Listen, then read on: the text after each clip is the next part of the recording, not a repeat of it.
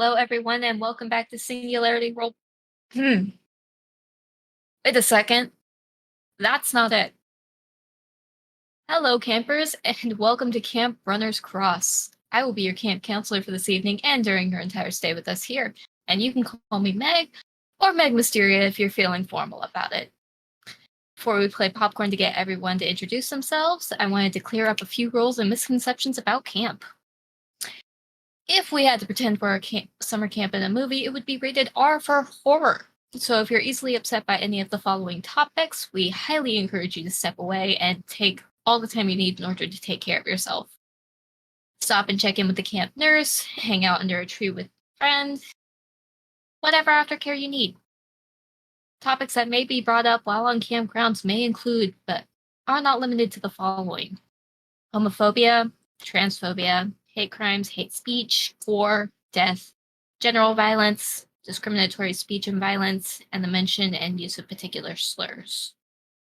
Please understand that all campers are aware of these topics and that we have multiple safety tools in place for them to use, and they will always have direct access to me as their lead counselor.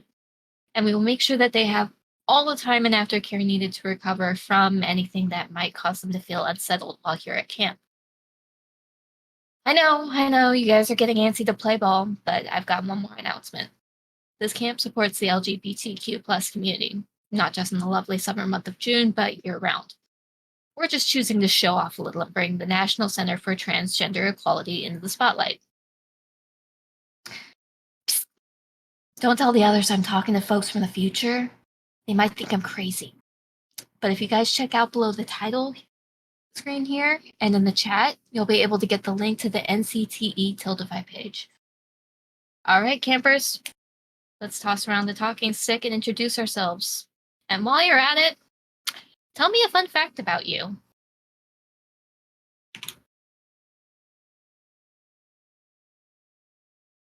We'll start in. We'll go overlay order with Alan. Ah, damn. Hey guys, my name's Alan. You can also find me in our Discord as Oscar Foxtrot at the moment. And I am playing Kenny, a very soft teddy bear of a kid who is just not having a good time right now. And his fun fact is he's actually really good at pointism drawings. Popcorn, do you get to pick who goes next? Any, mini, miny, Finley. I was not planning on any of that. Hello, everybody. My name is Kian. My pronouns are they, them, theirs. You can find me on Twitter at uptight_chiffon. And today I am playing Finley, who is a Filipino-American trans-masc non-binary individual. And their fun fact is that his favorite rock that he has collected came from the White Cliffs of Dover over in the UK. And I will pass it over to LC. This is a personal attack on my life already. Hi, I'm LC. My pronouns are she, her, as well as my character Sabrina, who I'll be playing today. She is also she, her. A little fact about Sabrina is one time she was bet $20 that she couldn't hit a home run, and she did it and hit a home run and made $20 when she was only 9 years old. And I will popcorn it over to Vermin. Why, hello. I'm Legendary Vermin. You can find me as Legendary Vermin on all the places on the internet that matter, but we'll get into that later. Tonight I'm going to be playing Mickey, and Mickey's fun fact is that he knows all of the words to the entirety of Blondie's 1982 album, whose name Vermin is forgetting, but Mickey would never. Yeah, he knows that album backwards and forwards. Oh wait, it's 1980. Auto American. He knows all of Auto American. And of course, saving the best for last, passing it down to Danny. That's me. Hi, I'm oh, I forgot immediately. Hi, I'm Danny. Or Danny's Corner, pretty much everywhere. Pronoun she, they. Same for my character, Liza. A black lesbian. And a fun fact about her is that she has a secret talent for knitting. Knowing That's how to knit is pretty impressive, honestly. I crochet. I can tell you knitting is a pain. I don't know Alright. anything about knitting. I'm just. Well, you know, character I've only, disparities. Okay. So, within a few days of school finishing up, you guys find yourselves packing up for what has probably been the most anticipated day of the year. Whether that's good or bad, well, that's yet to be seen. It's time for camp. So, on a bright, hot morning, you pass under a stone archway with a banner hanging from it. Camp Runners Cross, welcome campers. Plasters the dangling cloth, emblazoned with the camp's insignia. Pavement of the main road has long given way to dirt and gravel, and now all that's left to do is haul your backpacks and duffel bags out and figure out where the hell you're going. But first, you gotta say goodbye to some people. Let's go with our popcorn order, and Kenny. Yeah. Look, sweetheart, I know it's scary. I know it is. But your aunt kind of sighs and pumps her hand against the steering wheel of the car and is like, I know that it is scary, but I promise you will be okay. Your parents don't know what it is. And you're sure that I'm gonna be okay here? Because I'm you saw what he was absolutely like. positive. Okay. I know. I'm absolutely positive. I came here myself. Thanks, Auntie. I really appreciate it. And, you know, if you ever need to, I'm listed as your emergency contact. Awesome. oh God. Yeah, me and the camp manager had a long talk about it, so I promise you'll be okay. Thanks. She leans over and gives you a hug and pat you on the back. It's like, okay, let's get your stuff out of the car. Okay. All right, let's do this. I'm here for it. Let's go. And I'm gonna jump out the car. You jump out can I the ask car. what kind of car it is? I'm assuming my aunt's probably got like an old beater Fiero or maybe an old Camaro. I could see a Camaro. It's like it's not pretty by any stretch of the imagination, but it goes fast. And as you jump out of the car, we get a little bit of a shift as somebody pulls up nearby. And peeking into the vehicle, there is a family of look to be Filipino. And Finley. I am sitting in the back seat, hands on my lap, talking and nodding along with what my parents are saying. And when we pull up, there is a very clear hesitation to actually get out of the car.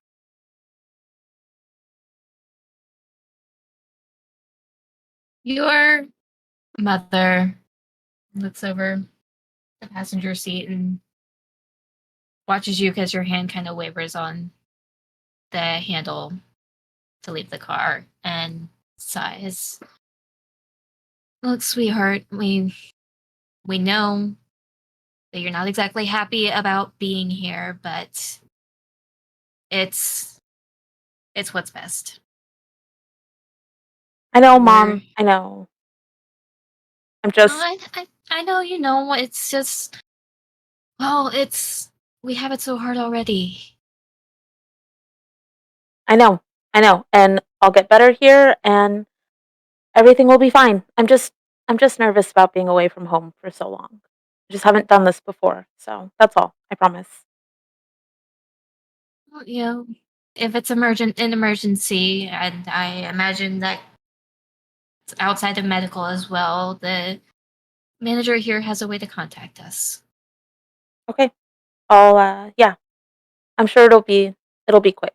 I'll be home before I know it, right? Home before you know it, back in better than ever. Do you want us to help you get your stuff out? Find your cabin? That's okay. I'm sure that some of the counselors here are ready to help me bring everything. So, um, I won't hold you guys back, and I will very quickly now move out of the car, seeing my escape route. Finley will take it. Oh, okay, well, be safe, honey. We love you. And kind of outside the partially rolled down window, and her father kind of calls out as well as like,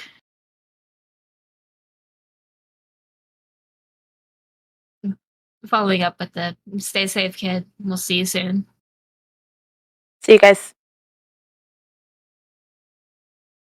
And as you throw your bag over your shoulder and start hauling them out, a counselor does walk up to you and offers to help.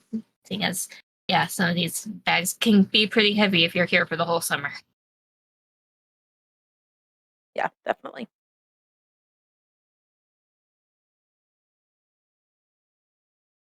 And the counselor introduces himself and holds a hand out to you and says, "Hi, I'm Meg." Hi. I'm and you can see Finley kind of pauses and tries to think really hard about it. Uh, my name is Finley, but I don't know what name my mom put on the form. So,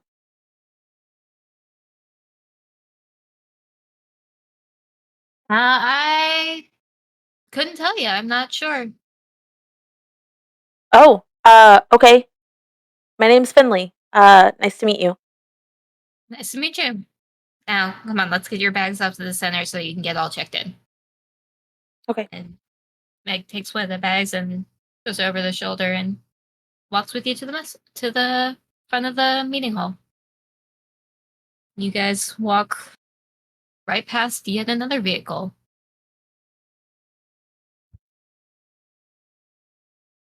I think Popcorn Order led it to Vermin. Was Elsie. it? Elsie. Elsie. Elsie. And nose goes out of this one. Like, it's me. But you're right, nose goes. Vermin's next. Nope, we committed to Popcorn Orders. So your mother pulls up alongside this row of other vehicles. Some are already taking off as before their kids are even really in the building. And it seems like your mother is already a bit kind of raring to go as she checks pager. Okay, so you sure you have everything, right? Yeah, I double checked, triple checked, quadruple checked. It's all there.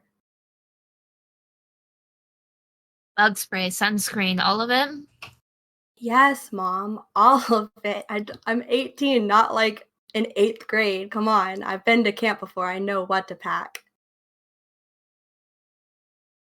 Yes, well, every now and then, you and your sister both get pretty forgetful about what you need.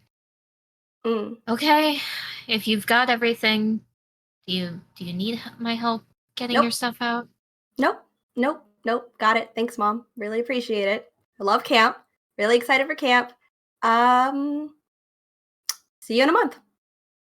And Good. mhm. I'll see you in a few weeks when I pick you up. Great. looking forward to it. I'll have so much fun at camp, and I'll write you so many letters. Don't miss me too much. Super excited. Mm-hmm. And Tell you can see her Dad. kind of Tell Dad to write letters too, so he doesn't forget, because you guys forget too. I'll make sure to let him know, sweetheart. Thanks. And she's gonna grab her bag and pull it out of the car herself.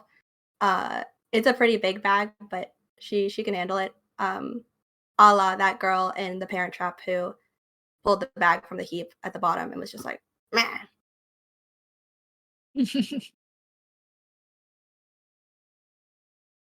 And without really looking your way as you pull everything out of the car and close the trunk, there's a wave again, not really looking, and starts to pull out of the drive. I give like a wave, like a half, okay, bye. Knowing I know she's not looking. I know she wants to go back to work because this was a drive and a half, and it took too much time out of her workday that did not include lunch. So it's more out of spite.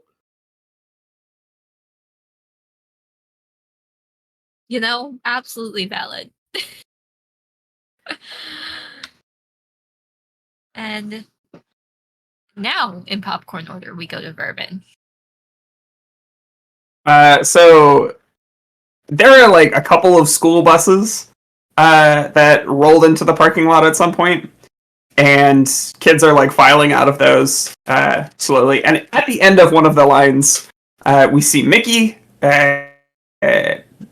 skateboard in one hand, gas station food. Like you see other kids hopping off the bus with like homemade sandwiches.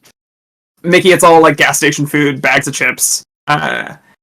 Really beat up backpack, equally beat up skateboard, and just kind of like looking around at all the other kids. Fuck. Nope. Getting Steps off the hoarded with everybody else. But just kind of getting scooted along. Mickey, it has like blonde hair. It gives the energy of a mullet, but you're pretty sure if the hat came off, it wouldn't quite look like that. Peeking out from like one of his sleeves is a tattoo that says like clearly stick and poke that says "Vert sucks." He smells like cigarettes, and the part of his shoe like on the outside near where your like the toe meets the arch of your foot, it's shaved away. These shoes have seen way better years.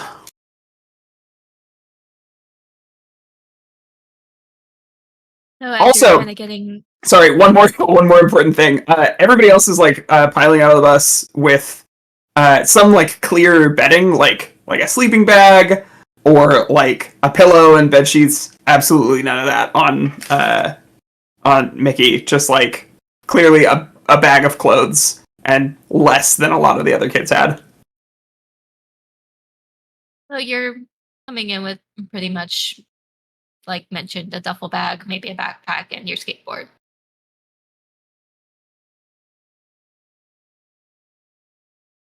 All right, so you get kind of ferried through with a lot of the others on the bus,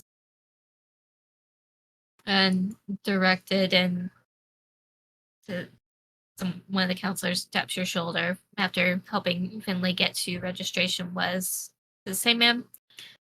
Sign up is right over there. Looks like the shorter line. She's cuter.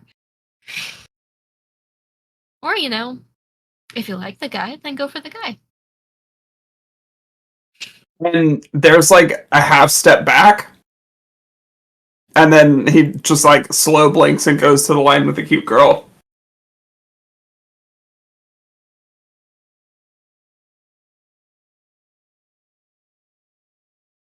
And you work your way through the line right up into the very end, once you finally get to the front, there is another camp counselor at the desk. Hi, I'm Alyssa. Let's see, can I get your name? Mickey? I have not thought of a last name. Schmidt. Mickey Schmidt. Let's do it. Mickey Schmidt. S. Okay. No, just All one right. S. Looks like one S. You said Well, just one S. You said S. Schmidt. S. S. It's just the one. Funny. I get it now. Okay. So here you are. Looks like and she marks you off on the clipboard. You're all signed in, and here are a folder with some lists in it. It's going to be our basic roster and activities. And here is a lovely "Hello, my name is" sticker. You can write your preferred name and pronouns on it. What do you mean? Preferred name, what you want to be called by. But like pronouns? Same thing. I don't know Want what to you make sure mean. that well, what do you like being referred to as? Do you prefer male, like he, him, or she, her, she, they, them? What feels right?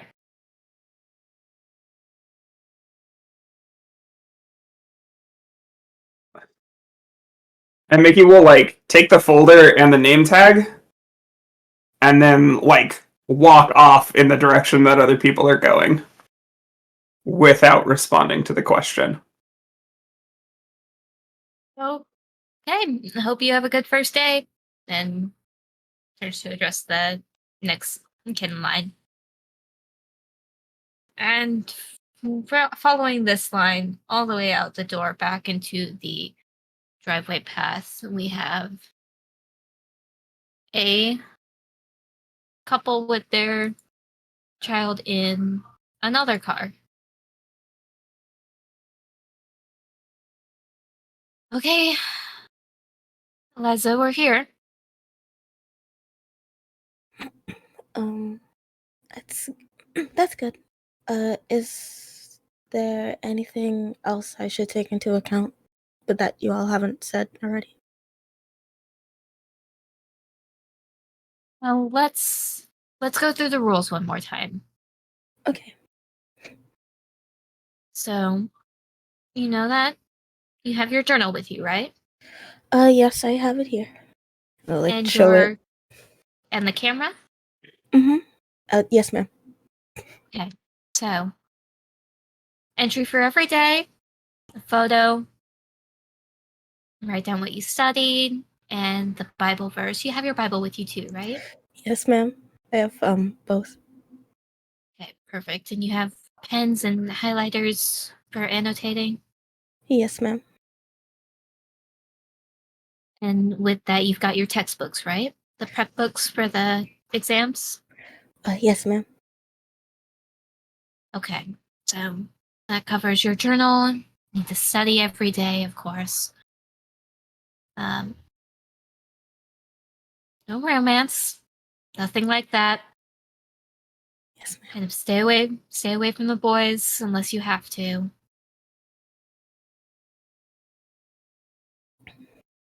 And of course, no drinking, no smoking, and no meat. Try not Yes, to ma'am. spend too much time with anyone like that as well. I mean, I don't know what all they're serving for camp food, but I know you know what to look for, and you can't exactly help it if someone sitting next to you eats meat. I So, understand. okay. Go to bed at 8. Don't forget your prayers. 8 in the morning. When you go to bed at 8. When you wake up, every meal, of course. And make sure to write that down, what your prayer is for the days. Okay. Okay. You sure you're ready? I am ready, yes. I'll miss you. I'll miss you too, dear, but remember, God's watching over us, God's watching over you. Of course. All right. God go with you then. Love you, sweetheart. I love you too.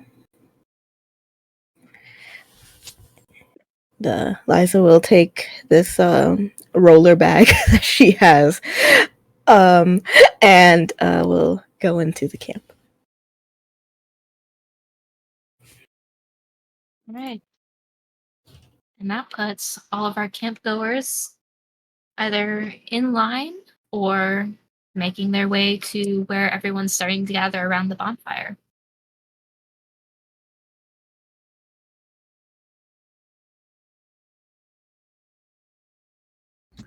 Is there anything you guys would like to pick up before we kind of transition?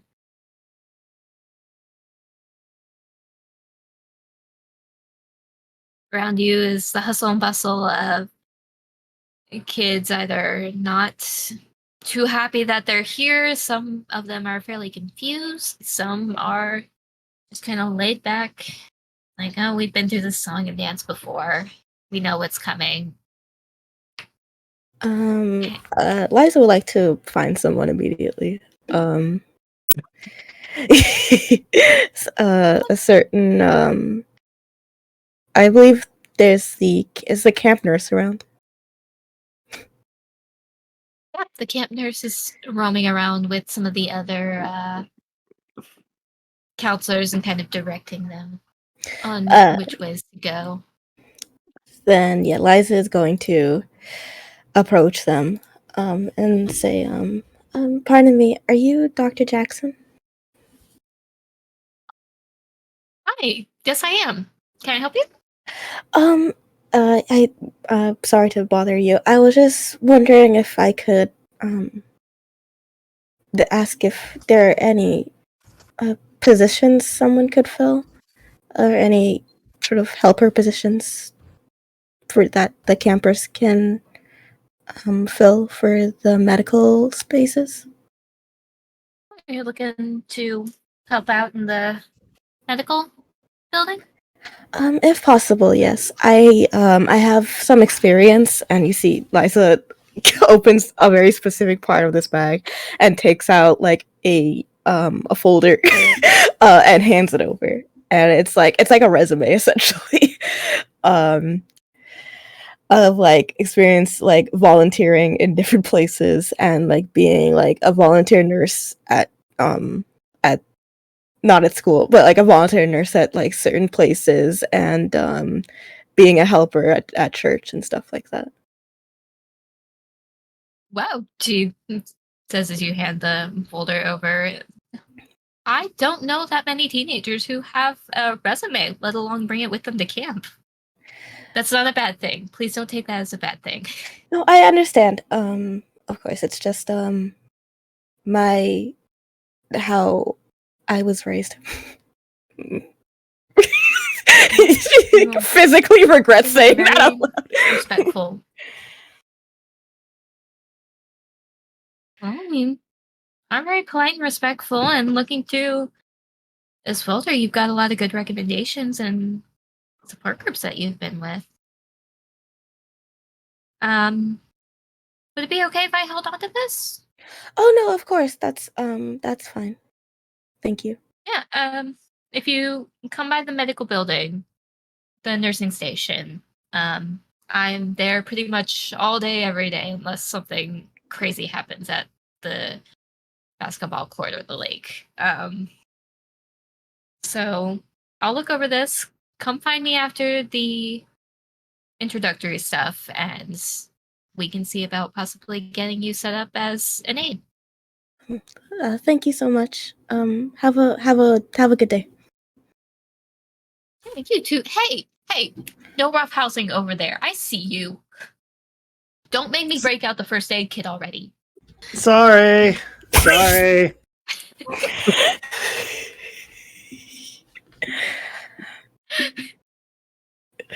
Penny's out here wrestling with one of the other guys. It's been 5 minutes. Yeah, so he's like, "Oh, I could take you on." Like, really? I don't want to do this. Fine. Suplex. Wait, Oh hold my on. god! That's dangerous. Suplex is a standard Greco-Roman move.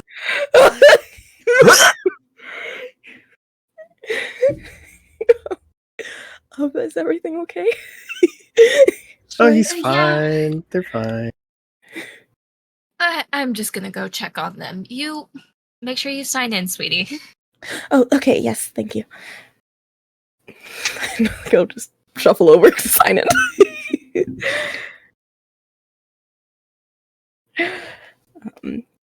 Yeah, that's it. That's all I got. Don't kill me, hire me. I'm gonna check to see if the person I just threw is still alive. Oh! That's classic 80s camp, honestly. Yep. Oh, who the hell taught you that, dude? I'm on the wrestling team. My name's Alex. Nice to meet you. I grab his hand and help him up. So, Kenny. Told you not to do Okay. it. Well, I was curious. Okay. Hi, Dr. Jackson. I see you were okay.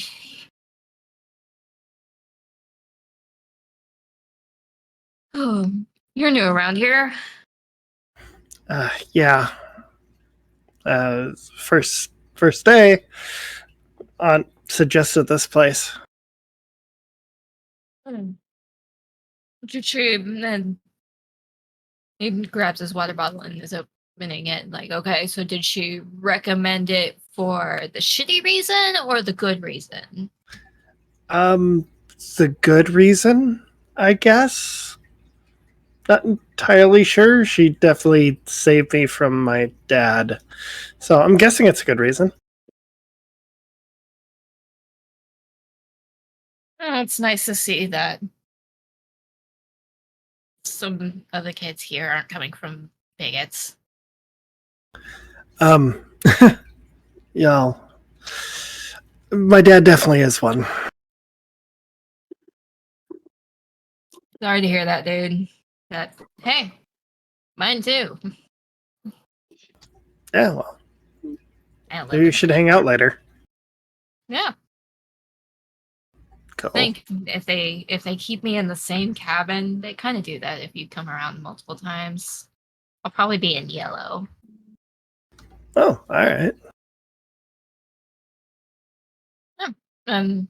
He sees somebody else kind of wave and like, I'll pat your shoulder. I'll catch you around, man. Yeah, I'll catch you around.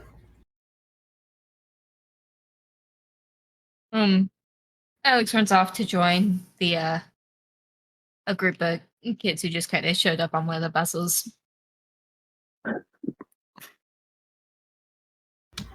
I kind of throw a glance over at Mickey.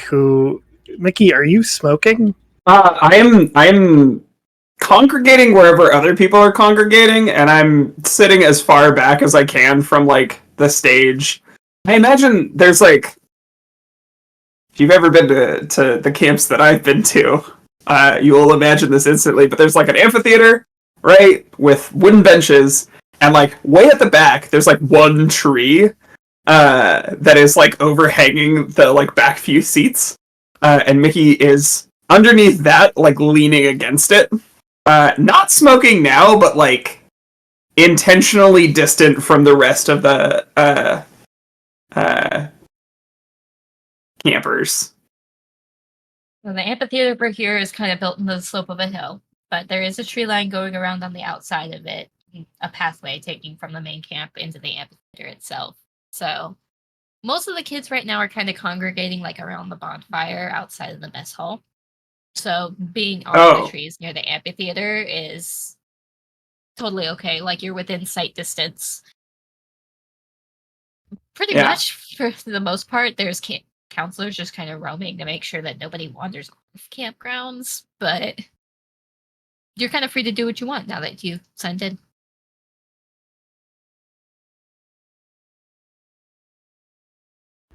Yeah, I think Mickey's just like out there on the periphery. You're wandering over? Yeah, I think I'm just kind of wandering about and just heading your general direction.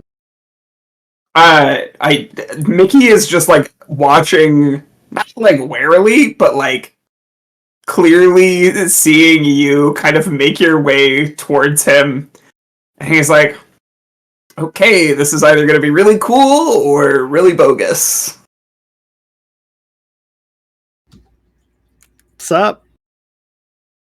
Hey. I just noticed your shoes. What size shoe are you? 10.5. He reaches into his backpack and pulls out a pair of shoes. Like, they might be a little big, but I wear 11s. I figured maybe this might be better than what you got. Mickey kind of throws his eyes down at the skateboard. I don't think they'd last that much longer. Your call, man. I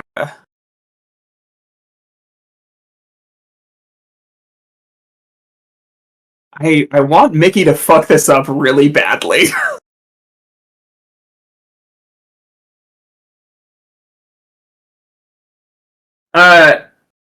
Yeah, okay. Just so we're clear, I'm not into dudes. So if this is like, this is your way in, you should. I'll take shoes. Like, I'm not against free shit, but I don't want you to. I wasn't hitting on you. Okay, cool. I just thought I'd try and be nice. I don't really know anybody here, and I don't know. Mickey points at the name tag, which just says Mickey. Kenny. Hey. Do you mind if I smoke? Oh, you got smokes? Yeah. Holy shit, let me bum one off you. And yeah, he'll reach out, hand one over. Take it. Thanks. Oh, I have not had one of these in a while. That's the kind of thing that somebody who's never had one says. For the record, Twitch, we don't promote underage smoking. It's not underage in 1986. Well, you're right about in that. Vermont.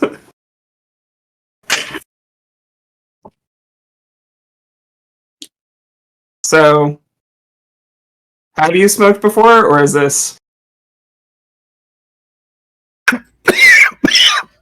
That's an answer. Smooth. Very smooth.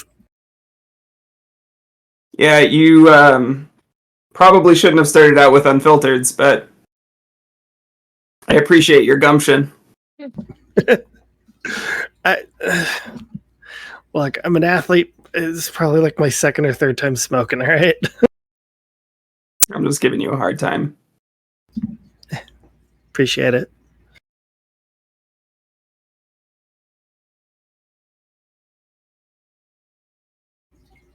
So, I think I'm gonna go finish this elsewhere, so I don't keep being awkward. I promise I wasn't hitting on you. I just thought maybe go with your shoes, and yeah, I'll get going.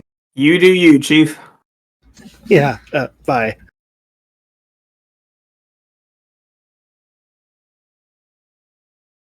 Yeah, I'm just gonna book it, just like quick.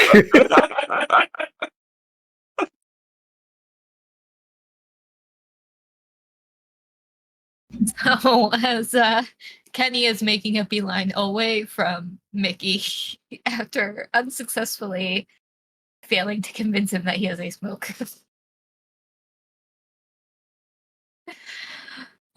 We've got Liza, we've got Finley, and we've got Sabrina. Is there anything else you guys would like to tap on? I'm gonna ignore that and continue going.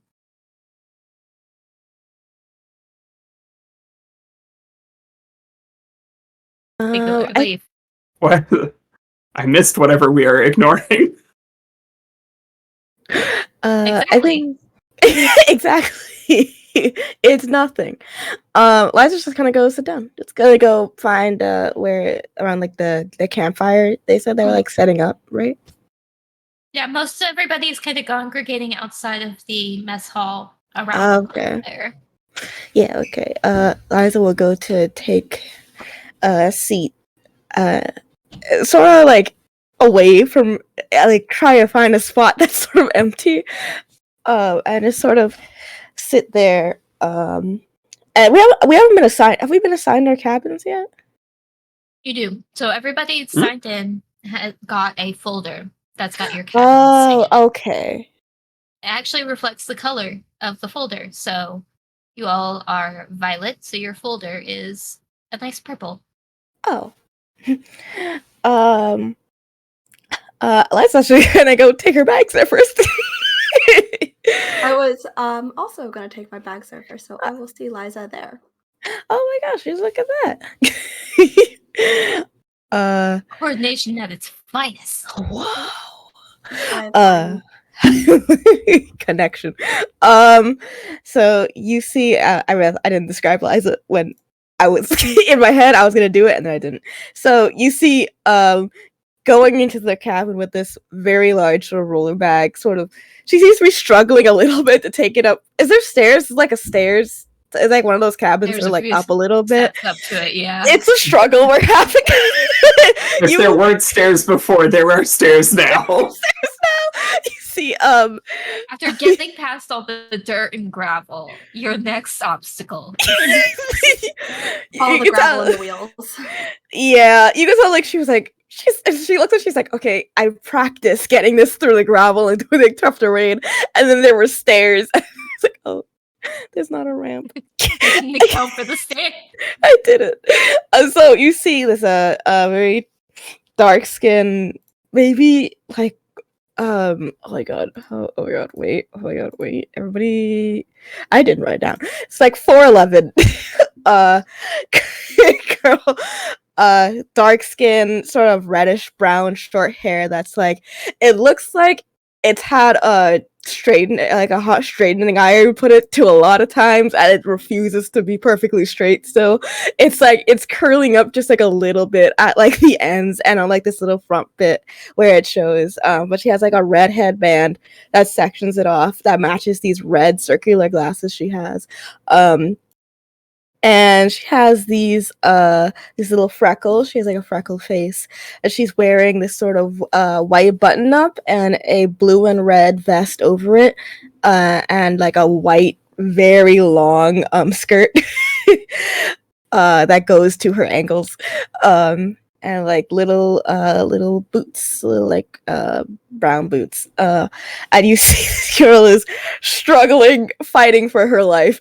She's trying to get this thing up the stairs. We all thought it would be the killer that took Liza out, and it's actually the backpack suitcase. It is. This will be the death of her. Oh no, it's only episode 1. In contrast to Liza, Sabrina has her duffel shoved like over her shoulder. She's not having much trouble. It does look heavy, but it's not something that she's struggling with at all. She's pretty pale, but like it's what month is it? Is it June? What month is this camp? June. Great. In May, she probably got sun like doing sports activities in the last month of school. So she is wearing red shorts, but they are like the 80s shorts, so they're like high-waisted, and they kind of do that diagonal so that they're much shorter than they're supposed to be. Mm-hmm. And then like a red what do you call it? Not boxer tee. Is it boxer tee? Ringer tee. Boxers go in a ring. I was there. Tucked in. She's got like shoulder length blonde hair. It's not styled because it's summer camp, and she's like, I'm about to get all hot and sweaty at camp anyway. So, and blue eyes and little white kids because I love my white kids. And without thinking, she just automatically asked, "Do you need some help with that?" Hi, good evening. No, it's okay. I don't want to be a bother. It's okay. Am I in your way? Sorry. I can I can get, you can go first. She's like trying to, like, she was off a step already. She's starting to go back down. That's the opposite way. I don't think going down is going to help here. And then she's going to not kneel down, but crouch down and like help pick up at the base, like the base of a suitcase to pick the wheels up off the ground to get them that lift to get up the stairs. And Liza will take that help after you've already done the action. She's just gonna do it. She's just gonna do it. So yeah, she starts going up the stairs, and like Liza, like she's like, sorry for the concern. Thank you. Don't apologize. You needed some help. Like, bags are heavy. I get it. Yeah. That's why I got the roller, because sorry. And then she starts going inside. It's just like standing there, like half of a sentence is finished from Liza, and she's just like, is she gonna finish the sentence? Or like, no, she's gone. And then just okay, and follow her inside. As you open the door, you hear like a thud because she ran inside. Wait, point of order. Are these cabins with doors, or are they open air cabins? With doors. Okay. Good. She put all her coordination into trying to escape the situation and open the door. Did that part flawlessly. The part after that was like there was like a little thud where the door frame was, where she was pulling the bag like really quickly, and that thud ruined the entire coordination that she ever had. And you just hear a thud, and it's like, if you enter, it's not like she fell, it was the bag fell, and she was like leaned up against one of the beds, so she almost fell as well. What a disaster child. I love her. And she looks up as you enter, and it says, good afternoon. I dropped it. Yeah. Are you okay? Yes. Sorry. Yes. I'm so sorry. Yes, I'm okay. What's your name? I'm Sabrina. What's your name? I'm Liza. Liza Campbell. Nice to meet. Oh my god, I'm so sorry. Nice to meet you, Liza. Hi. Are you? And you see Liza's like going to pick up the bag again. Are you in this cabin as well? Yeah. Violet, right? She's got her folder and like tucked under the arm that's holding the duffel, and just like looks at it. It's like, Violet, yeah. Yeah. It's great. Well, I look forward to spending the summer with you. Yeah, I think it's gonna be a lot of fun. From what the pamphlet that my parents gave me looked like, it was not the way I wanted to spend my summer, but it didn't look too bad. Oh yeah. It looks different than what it actually is from my experience. So I think I hope you'll like it. I don't want to say I think you'll like it, but I hope you'll like the experience at least. Thanks. You've been here before? Oh yeah. I spent a little bit of time here last year. I had to leave early. But I got to spend a bit of time here. It's very nice. A lot of the counselors here are really kind. And welcoming. I I'm probably going to be spending a lot of time in the sort of medical area and building, but they're very reliable is what I'm trying to say. I'm glad to know that the medical area is reliable. That's really useful, you know. You don't want to do any of the like other activities or anything? You want to spend time inside? Oh, I mean, I just probably won't have a lot of time to really do any of the other activities. You know, I have a lot of studying to do, and then I already put in to be an aide for the doctor, and I also want to make sure I get, you know, there's a lot of writing I have to do as well, and I have to. So I'm just a bit busy. My schedule is just a little full to really do much of the other activities. No, it's okay. It's fine, but it's summer. You know, you can go back to school in August. You don't have to study all summer. You know. At this point, I just want to say that Sabrina has moved to a bunk that she is claiming, unless there are names on said bunk, and is like putting up a poster. First come, first serve. Great. It's 3 sets of bunks. There's an alcove room that's got what looks like the counselor's room. It's all fairly decorative already. There's like a bead hang that's between the doorway. I hate that. That's gonna be the death of us right there. That's gonna be the death of us. You try walking through one of those, and you're like, I don't know what you mean. This is just a summer camp show. It's a summer camp. This is just a summer camp. It's just. What do you mean, death of us? Summer. You're so true, so real. You know. Oh yeah. Once again, it is not. It is the beads. The beads are gonna like. You can't get out of them. They're just. You live there now. You just live there. Anyway, if it's any consolation, the beads are pulled back. Okay, it is a consolation. Pulled to one side because PTSD from those beads, man. All right. Yeah. Sorry. Can I cut in really quick? You can do whatever you want.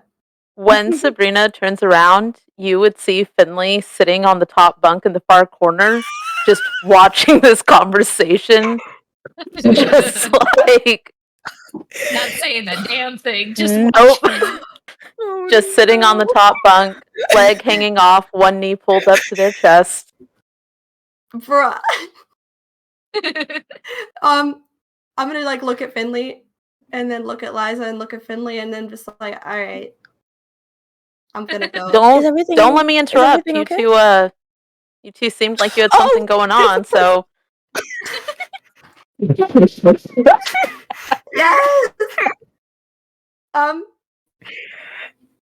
Yeah, I'm there's so sorry. a person. Who jumps out of their skin more is my question. Probably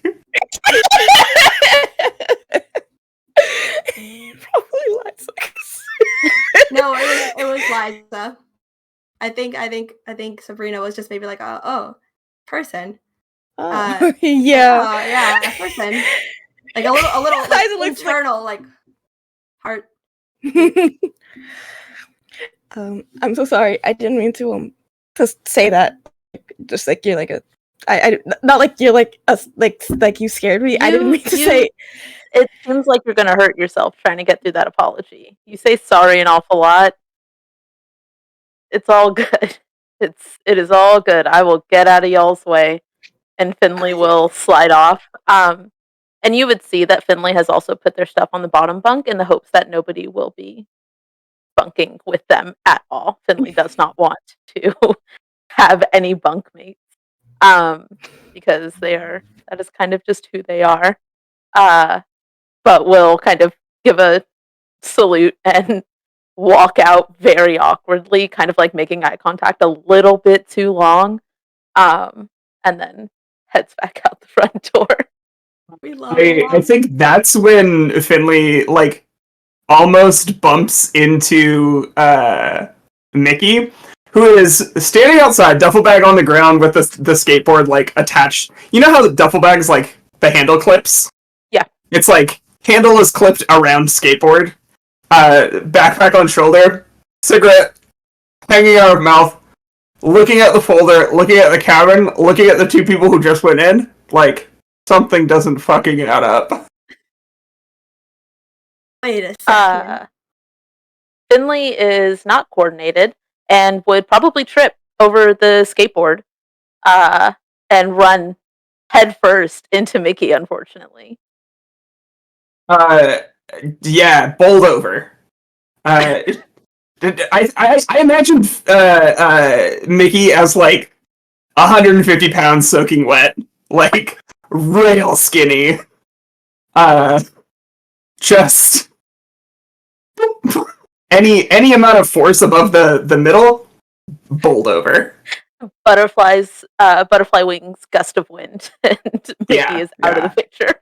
If Mickey sneezes too hard, he lays himself out. I love it so much. Did you see the like he's got the cigarette in one hand though as the camera like reorients and then pans down. Hey. Sorry, didn't see you there. Kind of seems like a weird place to stand, but okay. Just trying to figure out where to go. Could you get off of me? Sure. And yeah, no worries. Finley does the awkward like shuffle of like where am I supposed to put my hands as this is happening. Anywhere's fine. I'm tougher than I look. Okay, well you fell over pretty easily, so seems like you're a little full of yourself. You ran into me because you were standing in a really bad spot. I was literally in full view of everybody. All right. Well, and Finley will stand up and will not offer to help Mickey up. Kids walking by and like, what the hell's going on here? Mickey will like kind of not just like rock forward into like cross-legged on the ground. Wait, am I in the right place? Looks like it. I guess I'm just confused because I saw two chicks go in there, and then I saw you come out. How does do they just mix everybody up here? And Finley does, like, you can kind of see the buffering happening of, like, what the fuck is going on? And to be clear, like, the delineation, like, Mickey just reads Finley as Mask. And Finley doesn't catch on to that. Finley has no idea if Mickey is saying that they should be in the cabin or not. Yeah. I don't know what you're trying to say by that, but your color matches like, the sign. So they put, and the hand gesture, they put dudes and chicks together?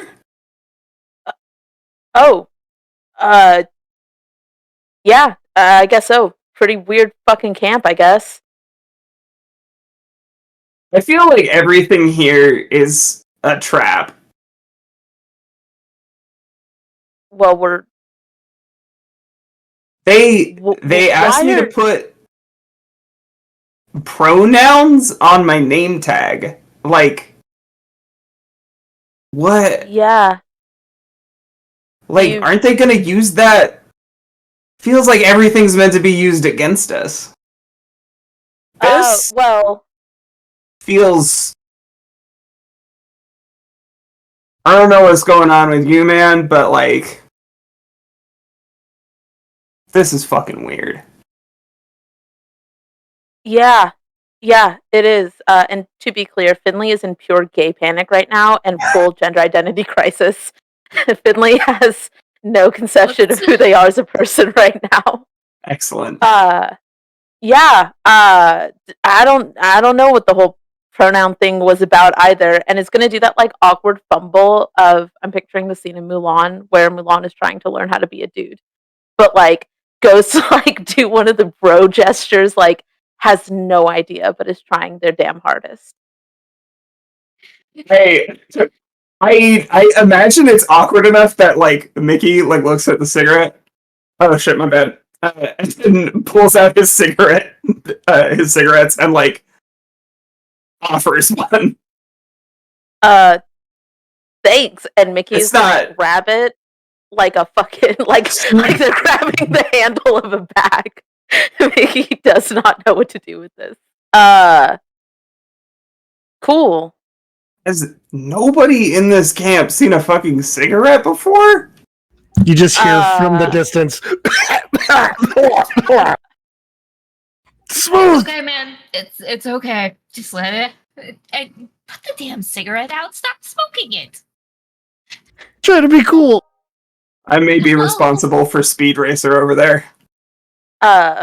Impressive. I don't feel like it is. I don't know where you're supposed to be camping or bunking. Don't take the last bunk, preferably. My shit's already Okay. there. Oh. Otherwise, go crazy. Is Mickey Okay. still sitting on the ground? Yeah, absolutely. Finley is definitely just like kind of standing awkwardly above. But I think we have. It's like a hand up for assistance. and Finley- we'll wait there for an uncomfortable amount of time before deciding to do it himself. Finley will do it, but then we'll absolutely pull Mickey into the bro hug. And like awkward pat and then like escapes very quickly. Yeah. Cool, buddy. I think we're supposed to be at the bonfire and Finley is out. Hey, bye, dude. And Mickey will walk up the steps into the cabin. Cigarette, like, ponderously long and, like, an extensive marge hanging off the end. Liza has been like occupied herself now with like essentially unpacking, not fully, but essentially like getting things out. And Sabrina essentially is watching as like you see like she goes from being like a mess and then suddenly she's like coordinated again where she's like organizing things. She's picked the did Sabrina pick the like a bottom bunk or a top bunk? Bottom bunk. Bottom bunk. Bottom bunk. Liza Jesus. Picks the Hey, panic top so bunk. hard you can't decide which vowel sound you use. No, I can't. That's ordinary. Lisa's ordinary. Actually, yeah, Liza will look at Sabrina. Oh, are you comfortable with me taking the bunk on top of yours, or would you prefer if I took another one? You can take whatever bunk you like. I don't think they're labeled, so I'm fine with it. Yeah, as long as you don't like Okay. snore. Do you snore? No, no. I hope nobody snores. Yeah, you can take the top If off. they- It's fine. If they do, I can like find me like earmuffs or something for you. Oh no, that's totally okay. It was more of a joke. Thank you. You're Oh. considerate. Oh, I mean, you know, we're sharing cabin. It's good that you have a good time. And plus, I already have them, so if I could spare them if you needed them, I would. Right. And then they'll go to the top bunk and they start sort of unpacking. They're taking out their journal, their 2 Bibles. They actually have 3 because you see there's like a mini one that they are putting like in their pocket, and then you see like they have like a bunch of these folders. They brought they have to do this whole process because they brought their own bed sheets and their own pillows and their own blankets, and so they have to essentially redo the bed themselves. So you watch that entire process. These bunks all have sheets and pillows. Yeah, well, we get the wide shot of like the 3 Bibles like on the bed. Mickey standing in the doorway, suddenly doing the Matthew McConaughey smoking meme. God, yes. Oh my god! Just like eyes locked on those fucking Bibles. Like this is not what I was expecting or ready for. Like in stark contrast to these Bibles, Sabrina's like tacking up her picture of like James Spader and like Meg Ryan and just like really like hot celebrity images. Because I love James Spader and also Meg Ryan. So I'm gonna let her have those posters. And I need a picture of 1980s James Spader because the most recent image is not exactly like celebrity heartthrob material. my He friend, just looks like a fucking dad. He does. I'm so sorry for his hair, but he has the most luscious blonde hair in the whole world. Like, if you've ever seen Pretty in Pink, peak James Spader hours. I'm talking like Stargate. Very good. He's giving a lot of young Stephen Fry, and I'm personally a fan of that. He's real hot in the 80s. Now he's, red is something. All right. I'm done. But we are putting up hot celebrity images, and Liza is up there stacking her Bibles. So. And Mickey will kind of like of these bunkmates. We'll kind of look at the Bibles, then because I imagine you can smell him before you see him. Oh, absolutely. And we'll kind of like look at you, look at the Meg Ryan poster, Elsie, and like a nod approvingly before just like slinging his stuff under the bottom middle bunk. And being like, I think I'm in the right place, so, sorry if I have to get moved later. Just don't let the counselors rifle through my shit. If it needs to be moved. Oh my god, sorry. I made the mistake of running my hand through my hair and then rubbing my eye. Bad thing. Please continue as I suffer silently. Okay. I'm so good. I'm just gonna pretend my eye isn't burning. Oh no. That's not usually very effective. As somebody who knows about nursing, you may want to watch that. It's so fun. It's so fun. I'll be right back. Go put water in your eye, please. I assert that this is just Liza being like, what the fuck? Who is this? I'm gonna keep my head down. I'm gonna arrange things. Who is this unscrupulous character? Is Mickey? Not Mikey, right? Mickey. Mickey. Mickey. Like the mouse. Like the mouse. But don't say that to him. Don't threaten me with a good time now. Is it, oh my god. Is Mickey still smoking? Yeah. Okay. These are great makers. Sabrina's gonna look at them and be like, can you like not? It's kind of hard to breathe in here. Oh shit, yeah, my bad. And he'll go outside and tamp it out, but like throw the butt away inside the cabin where it's still producing a lot of smell. Oh, that is a move. That is for for everybody at home. Mickey's bad traits are vain and oblivious. Just, at least feel like that's worth saying. That's fair. That is fair. That is a good thing to remember for me. I'm Mickey. Sabrina, thank you for putting it out. You got it, Chief. I love this "you got it, Chief" thing. It's so cute. I don't know about the bunk situation though, but Finley just told me not to take the other bunk next to him, so.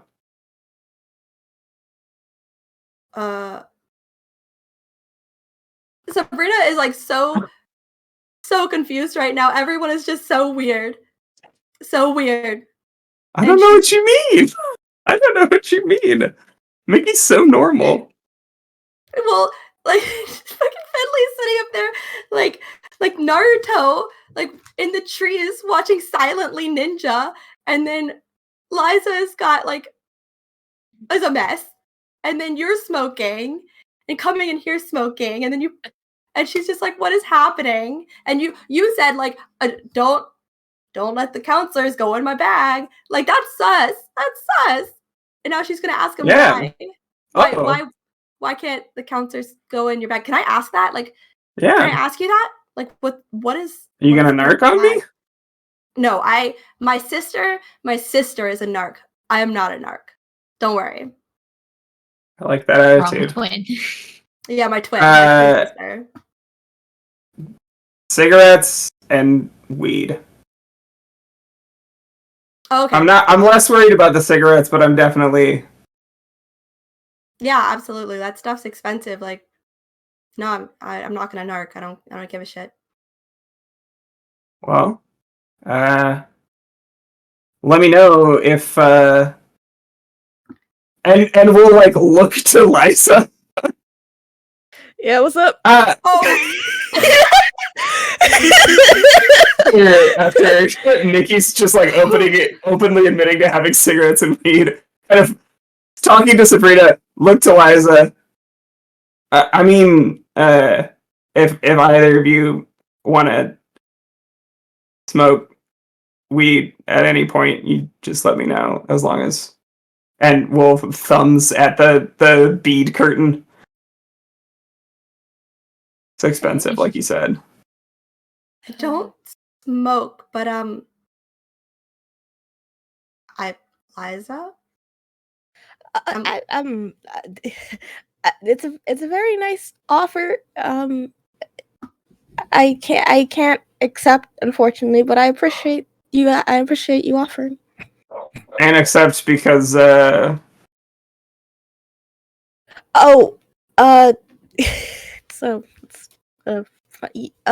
no, well, partially yes, no, but it's just my parents say I can't. So I guess partially because of yes.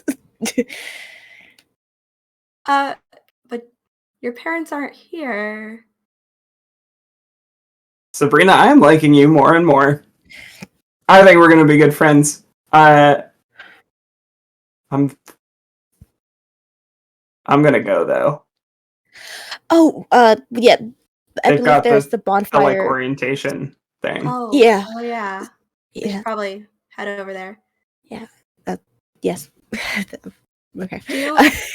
Do you? I'm like looking up at Liza. I'm like, do you want a hand getting no, down? it's okay. I can get down. No, thank you so much. About your bag too, and that did, no, you needed the help there. You know what? I'm gonna spot you. I'm gonna stand right here, and you climb down. I'm not gonna do anything, but you climb down, and if anything happens, I'll make sure you don't like hit your head in medical. Mickey changes his mind about leaving. It's gonna sit down and watch this play out. Oh no! You see, yeah, Liza's like, thank you so much. And you see they start to get down, and it looks like they're like, okay, in their mind, it's like, I can do this. I can get down from a top bunk. I've never been in a top bunk, but it can't be that hard. It's just a ladder. And you see they start going down, and it's really like, it's not even the idea of like getting down. It's hard because it looks like they're doing it, and then I think they look down at you, Sabrina, and like they lose their footing. So like they fully just like look down at you, pause, but they pause at a moment where neither of their feet are on the ladder anymore. So, did you take your shoes off to go up to the top bunk? Of course. Yeah, just I've seen it 100 times. The sock on wooden rung just whoop. Yep, exactly, and they just fall. Should I roll for this? Like, do I need to roll for this? No. Do you catch her cutely, or do you get bowled over? I kind of want to see if I get bowled over. Like, yeah. All right, if you want to yeah. take a roll for it, then yeah, I'm gonna do the first roll. Let's see the first roll of this game. First roll. You can add a +1 for capable. Nice. That's a 16. Unless I should have rolled a d6. In which I think this is the 2d6 system. All right. The 2d6, yeah. All right. Great. Love that for me. I forgot. Let's say it's 16. Wow. No, you're gonna get 16 again. Don't worry about it. You're right. It's totally Be possible. wild. Yes. What was it? What the I failed 10 out of 13 rolls in one session. We'll count this as Uh-huh. 1 as I rolled double ones. Plus 1 is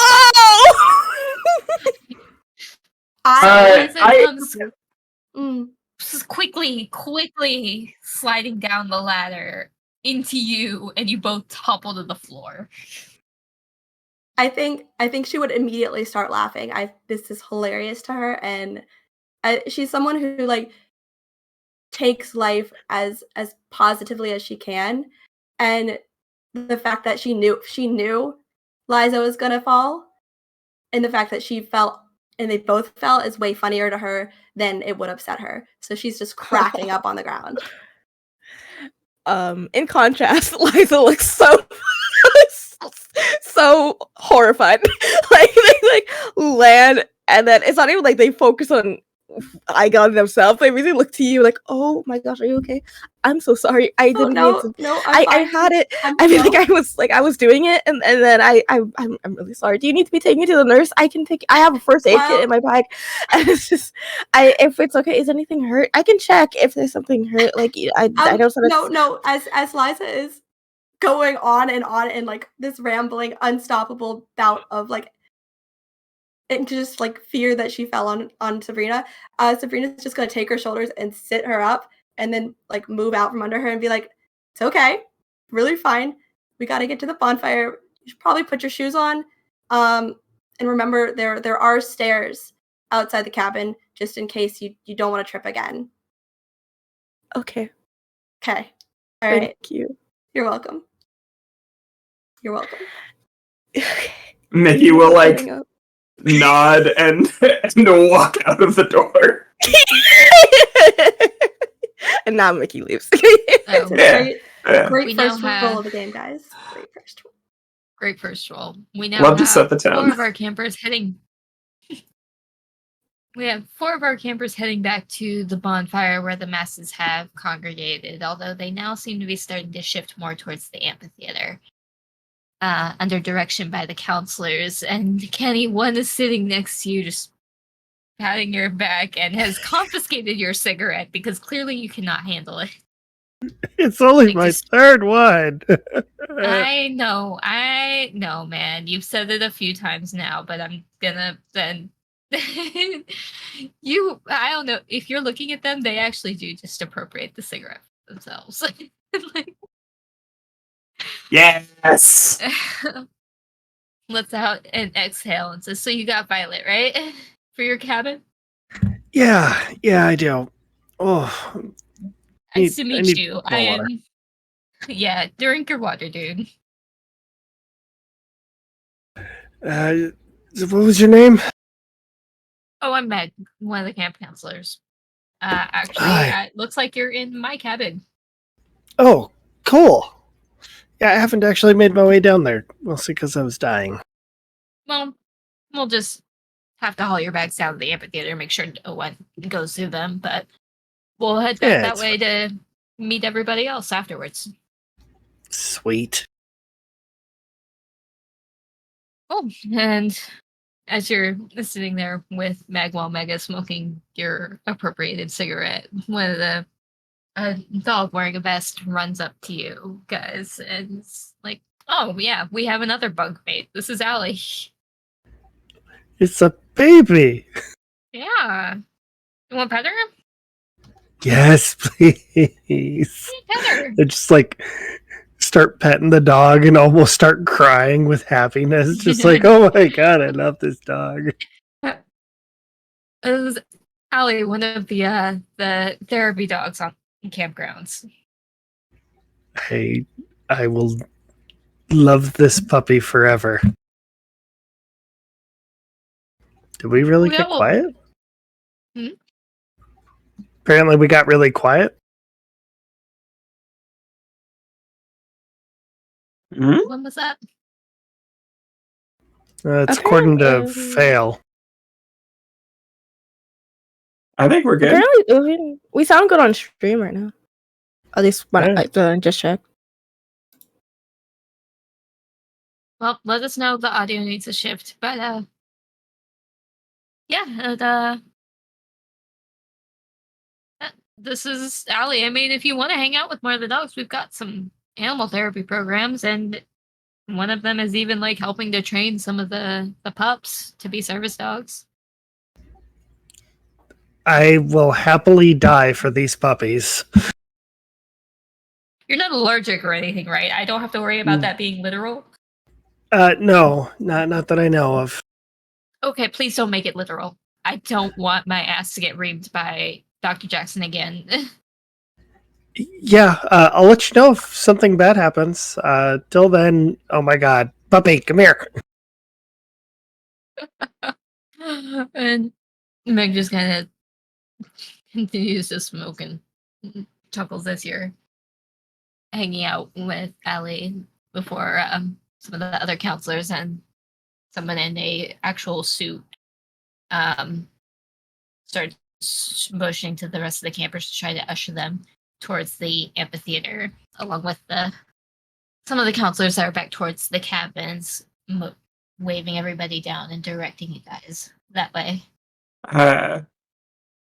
I imagine when Mickey sees Meg smoking that cigarette, he's like, nice brand, in passing. Thanks, it's yours? And look from Meg over and be like, no. Like when I'm at home.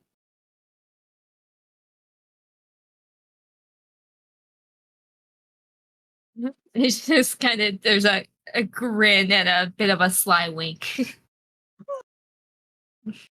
I don't care. As long as it's all at home. And Mickey has no idea what to make of that and just goes to the benches.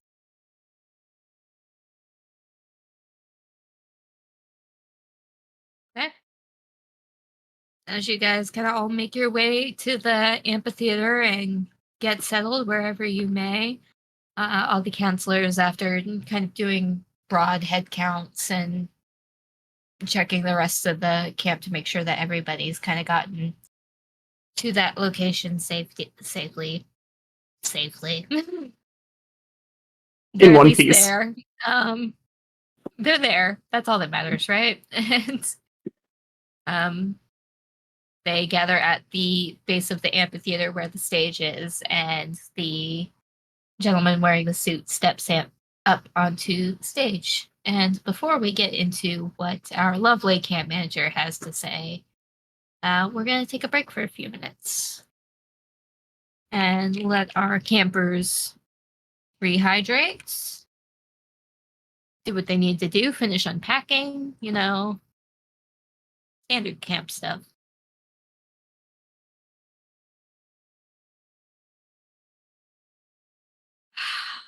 I'm gonna nip this in the bud. The camp manager. I've been asked if they are hot. They are. Who could have asked Who that? dares? Who dares? Who dare? Who dare? I don't know. Attractiveness is.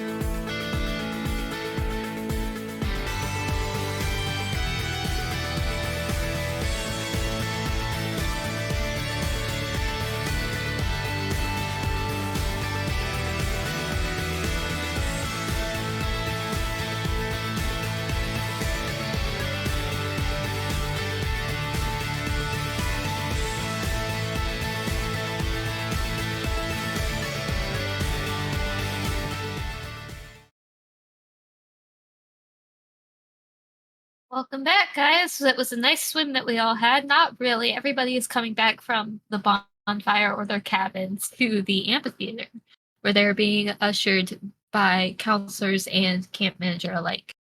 Once everybody has kind of gathered in the slope of that hill, where the amphitheater benches are nestled in. The camp manager comes up on stage and with a broad smile looks out to the crowd and says, "Hello, campers. I am your camp manager. I'm the one who owns and makes sure that this property is maintained and operational. I'm Tommy White, your camp manager. I everybody's here so we can go ahead and just clear up a few rules and things that were definitely mentioned in your folders, so you guys always have that reference to look back to. But figure we'll say it in person too. And I get it. Some of you were dropped off here because your family or someone else thought you had to be here in order to be fixed, just because you're a bit different. I'm here to tell you you're still in the right place, that you're not confused about who you are, not to worry about what's going on outside the campgrounds. Camp Brothers Cross has an unfortunate history of being known as a conversion camp. Since it's come under my management, that's no longer the case. This is now an LGBTQ support camp. Everyone here, from the counselors to the specialists, are all part of the community, and they are here to help you. Not fix you, not change who you are, but to help you figure out who you are and support you in any way that we can. And with that, we've got 3 rules that we ask you guys to follow. 1, this camp has a no outside contact policy. Once a week, there will be a supervised opportunity to go out into town if you need anything having to do with hydrate or support if we don't have it on hand. If you mess up your pair of shoes, we don't want you wandering around with holey shoes. We'll take you out to the store and get you another pair. Until camp ends, however, contacting your family or anything will be on an emergency basis, whether that's for your mental health or your physical health. Your family and guardians have all signed off on this. Rule 2, be respectful, not just towards your counselors and the staff, but towards each other. Everyone here has had some hard times, and the goal is to support one another. One thing ties you all together, and that's being a part of the LGBT community. My hope is that you'll support one another. And the third rule, the most important one, arguably, have fun. Guys, there's tons of activities, tons of resources, and it's all free reign to all of you. At the end of the camp, we'll have a big dance where you guys can go and really express who you are and come to know over the next few weeks. And I think that's it. Counselors do have individual cabin rules, so make sure to check in with them about what those are. Now, let's get you guys all settled in and ready to eat. Lunch is coming up here in about an hour. Somewhere around Rule 2, Mickey got up and left. That's all. Okay, I guess they're leaving. One of the campers who's kind of hanging out near the exit notices that you're leaving, and it's the girl that you had talked to earlier at the table for sign-ins. Like, hey, are you all right? I think I'm just going to go to the director's office, because this is not why I'm here. Okay. The director was just speaking, but yeah, he should be back in a few minutes. Yeah, I'll just wait there. Someone's meeting. Okay. Are you sure you're okay? I don't know how to answer that question. Understandable. I can at least show you where the office is and sit with you until he I saw comes the map. back. I'll be okay.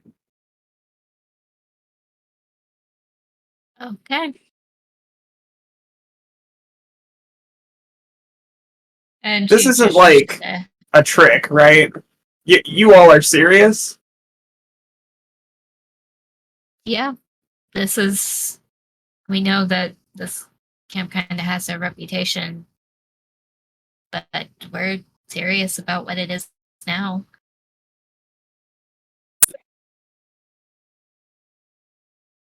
Were you And under he a just different starts impression? walking towards the office.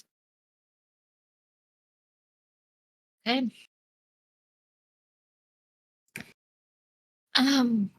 And she kind of makes her way to meet the director as he's coming up and has a few words with him before he heads back towards the office as well. As for still in the amphitheater, once that conversation is finished, one by one, counselors kind of hop up onto the stage and vocalize which cabin color they're associated with, and prompting whoever's assigned to that cabin to come with them if they haven't already put their stuff away, if just to meet their cabin mates.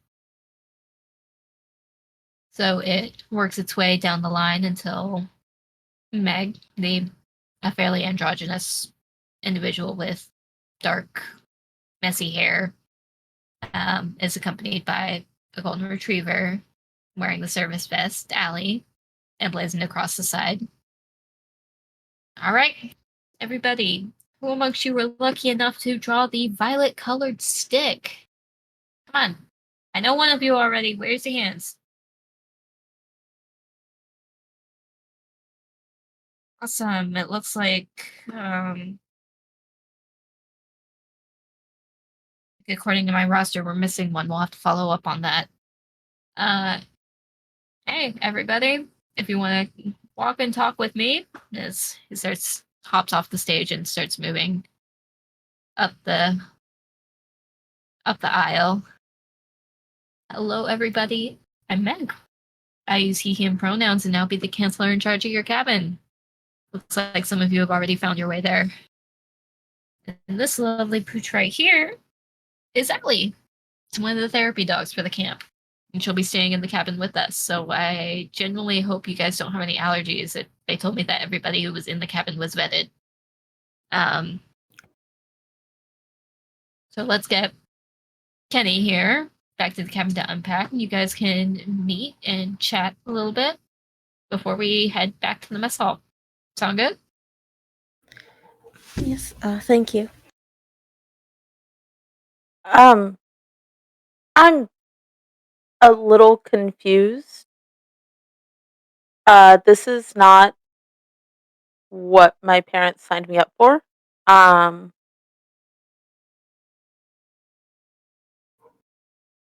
Would you like to have that conversation out here, or would you rather have it back at the cabin?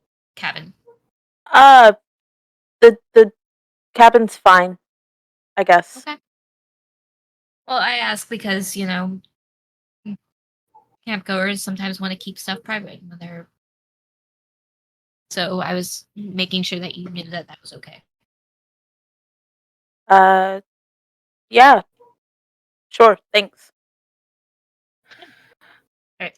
Come on, everybody, follow the leader. As we're leaving, Liza will look to oh my god, wait.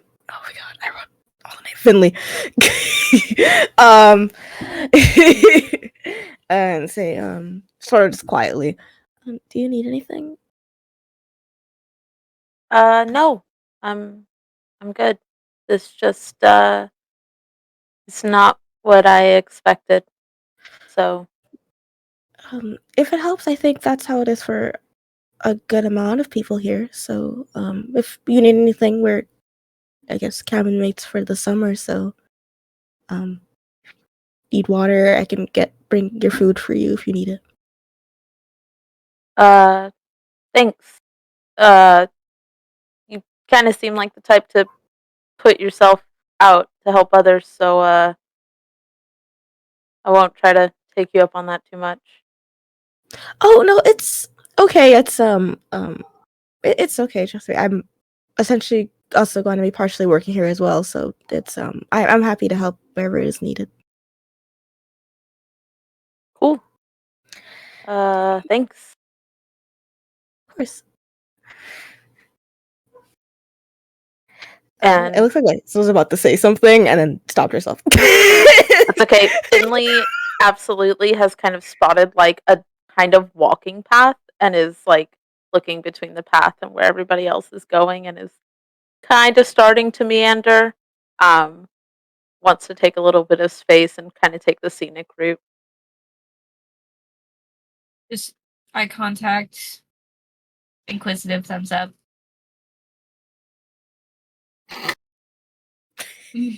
Back at the There's a whole attempt to like discern hand signals here. And sorry, one more thing. Sorry. Did we like see when Mickey, like, was that like an open thing? Like Mickey was like going towards the office. Like, would we have seen that? There. So I don't think like Mickey's making a big scene about it. Like he was at the back of the amphitheater and like under the tree. Okay. But if you were anywhere near him, like he had to like scoot his way past people to leave. Okay. So just kind of depending on where you were sitting, you might have been able to see him get up and walk off. Yeah. Okay. If you were really at the back, you might have heard him shout "fuck." Oh. Then yeah, I think Liza will Breaks the no swearing quickly- rule. Wasn't really listening to the rules as soon as the director started talking. The second Liza one has came a up rule. and that's my Liza rule. has a rule. Ah, that's right. Well, we'll see how many of those we can break across the course of the summer. Yeah. Rule speed run. Let's go. Let's go. So Liza is going to real quick go up to Meg as they're walking and say, is it okay if I go find if I go make sure Mickey is okay, or at least knows the way back? Mickey, is that our missing party? Oh, yes, we met earlier. Yeah, definitely. I was gonna go check in with the office to figure out where our missing person's at, but it sounds like he's already here. Or they are already here. Oh yeah, no worries. I can take care of it. I will be back at the cabin. Oh, go ahead. Wait. You said Mickey's in our cabin? Oh, Yeah, according to my roster. Cool. I'm gonna try and not make it awkward. I'm gonna go throw my stuff underneath the cabin. I'll be back. Oh, I don't think... Underneath the cabin? Underneath the cabin? Where are you I'm gonna throwing it live under there. the cabin? Because that's where I'm gonna stay. You're not living under the cabin. Motherfucking bridge troll out here. Listen, You're not I living was under the awkward cabin. as hell. Okay, I'm just gonna Okay, state and that. we're all awkward as shit. Hey, no swearing. No swearing. Who said no swearing? walking rule. faster. I'm just gonna go. I'm gonna go hide for a minute. I'll be right back. With your stuff inside the cabin, right? Sure. I'm gonna be checking later. Okay. And with that, to get Allie's attention, she points towards Finley and says, "Follow." And Allie, being the good therapy pupper that she is now buddied with Finley as they take the scenic route.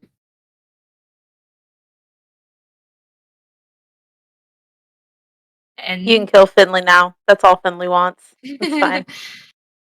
And as Why do we keep talking about dying? This is just a summer camp I show. don't. It's literally just summer camp.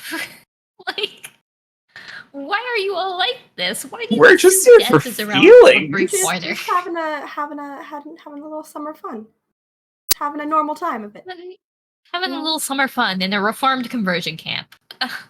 Sounds like the start of a great time. Speaking of that, as Meg leads you guys back to the cabin that you've definitely already been to before, but we're just making it formal now. The Mickey you're sitting outside of the director's office. And after a few minutes, once everything's kind of like wrapping up with the other counselors, the director you just saw on stage walks by going into his office, going towards his office, and says, "So I heard that you wanted to talk to somebody." So Mickey is has like hands clasped like this, forehead on hands, and is like bouncing his leg uh, outside the director's office. Yeah, yeah. Can we go in the office first? Yeah, come on. It holds the door open. And Mickey goes in and like starts pacing back and forth. The way the office is set up is that there is towards the back by the window, there is a desk portion, but there is a main portion of the room that is dedicated to chairs and like a coffee table. Yeah. Mickey will kind of walk behind the chairs near the coffee table.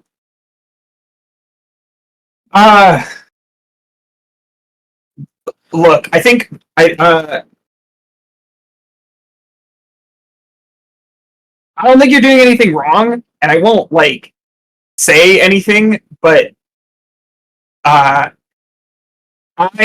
can't go here.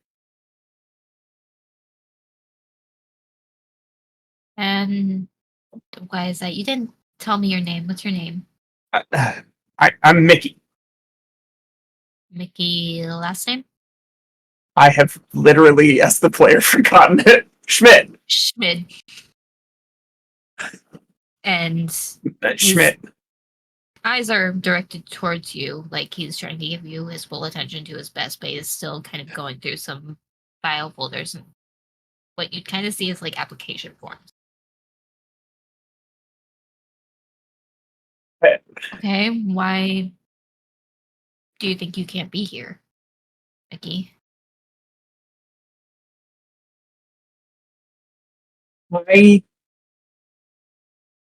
I signed myself up because I need help.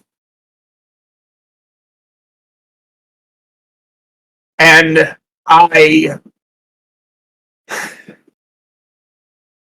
don't. They're probably all very appreciative of what you're doing, but I didn't.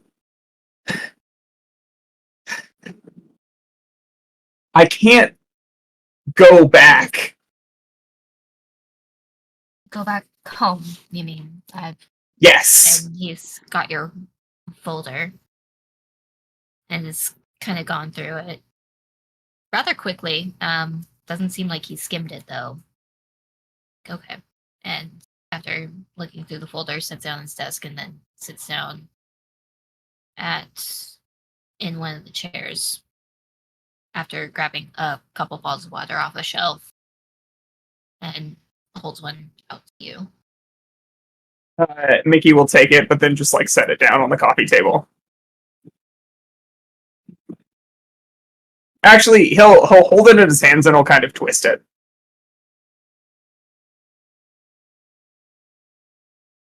I see the part where you did sign yourself up, and I see the part where It wouldn't look like looks like- he signed himself up. It looks like he was recommended by his parents. What our record looks like, you were referred by your parents with the impression that this was still a conversion camp. I did that. You did that. I did that. They don't know about the camp. So they don't know you're here. No. Okay. And you probably know like where the other like actual camps are. I just need a refund so I can enroll myself somewhere else. That's all I need. I can find the bus. I can get a Greyhound or something. But I need help, and I don't think I'm gonna get what I need here. Mickey, can you sit down for me? And Mickey will kind of plop in a chair, like very like curled in around himself. We're gonna play a little game for a second here. You look around this room and tell me 5 things you see.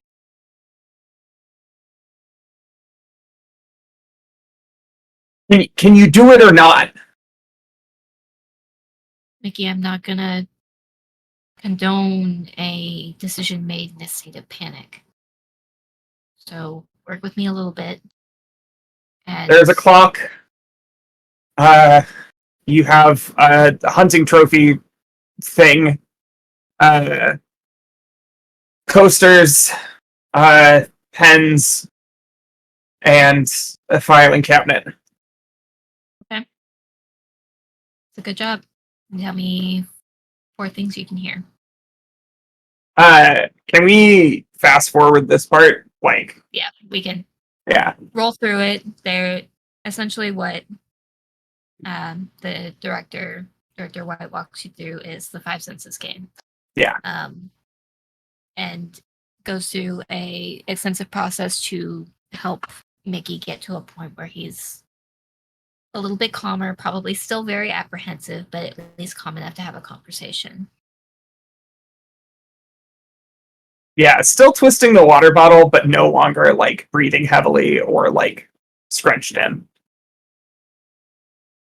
Are you feeling a little bit better? As better as you can be in the situation? Okay. So,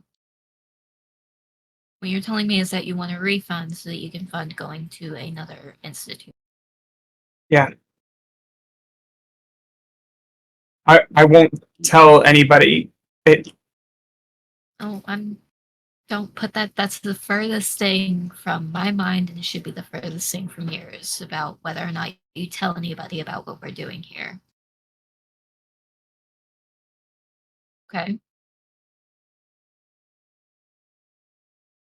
What we're doing here is we are completely masquerading. And not at the same time, because we haven't been able to exactly stop circulation of word about us or any of our old flyers, but we are putting out our new circulation as well. So it doesn't surprise me that you got information about us being a conversion camp since we only recently came under my management. But, Mickey, do you know what they do at those camps? Those facilities? No? No. Okay. Well, I do. That's kind of why I'm trying to make sure that this isn't that. And that there is some place where people who got stuck in that system can come. Some of it is pretty gruesome.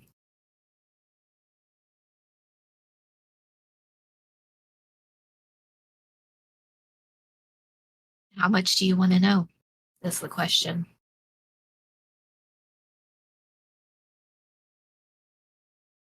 tell you when to stop. Okay. Well, we'll start simple. Intensive therapy, specifically aversion therapy. In my case, I am trans. I technically have a female body, but I am male, if that makes any sense. If you look at me, if I hadn't told you that, would you have guessed it? Yeah. I've got the benefit of having been able to find somebody who would do the surgery and been able to find a doctor who would actually give me the medicine that I needed to feel comfortable with who I am and in my body. Being at that camp, the institute that I went to, they didn't offer that. They told me something was wrong with me. They taught me that I would be happy once I settled down with a man and had children. And, I want to have children maybe one day, but not as a woman. So, what they started with was intensive therapy. Basically, conditioning you to, in my case, conditioning me to not like women and to not dress masculinely. I was forced to wear skirts and dresses all the time, which there's nothing wrong with that. I still sometimes do like to wear them. But it wasn't me.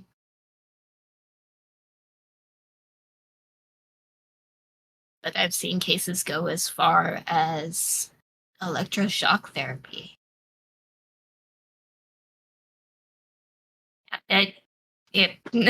Trash can.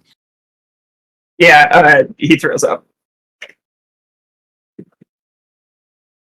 Yeah, that's the one that usually gets and hand on your back, kind of rubbing it, and there's cloths and washcloths and tissues and stuff to help clean you up. Yeah, He spits and you wipes his mouth. There's literally a whole shelf dedicated to stuff to help self-regulate and help clean up after the fact. It's yeah. I told you it could get kind of gruesome.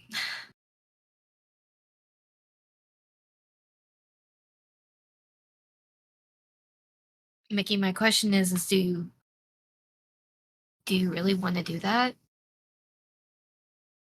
Because I'm looking at someone sitting in front of me who is scared of who they think they are without actually knowing who they are.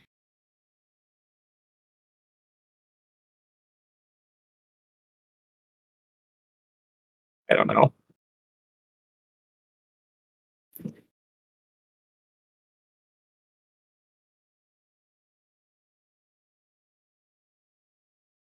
I'm sorry they did that to you. That's fucked up. There's a lot of fucked up systems in place, which is why we're trying to be one of the ones that aren't.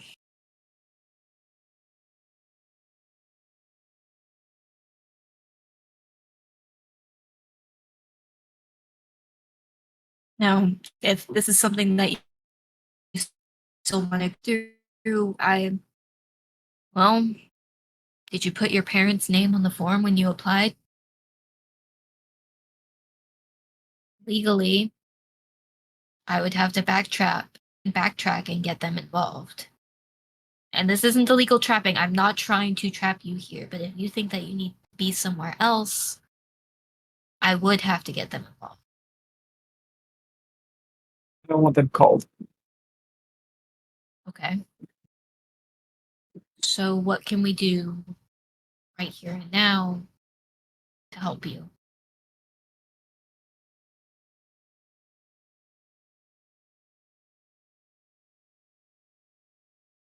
I don't know. I don't feel like I can go home. And I don't know what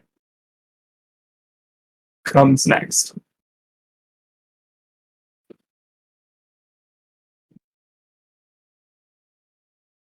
Well, what comes next is a really hard choice. And having been in similar shoes, I have to say it's a hard choice. It's whether or not you want to take the dive and be here, where there are people who do understand the position you're in, can help you figure out what you want to do. Or I look the other way and be a negligent manager while you leave. And Mickey Your kind of parents looks don't know you're back. here. I think Mickey like looks back at his shoes, and I think that's just where we fade to a different scene. As Mickey looks down at his shoes, another set of shoes climb up the cabin steps. As you all make your way back to the cabin to really, well, in Kenny's sake, Meg is making sure that you actually put your stuff into a bunk. Yeah, I put my stuff inside. I didn't put it underneath.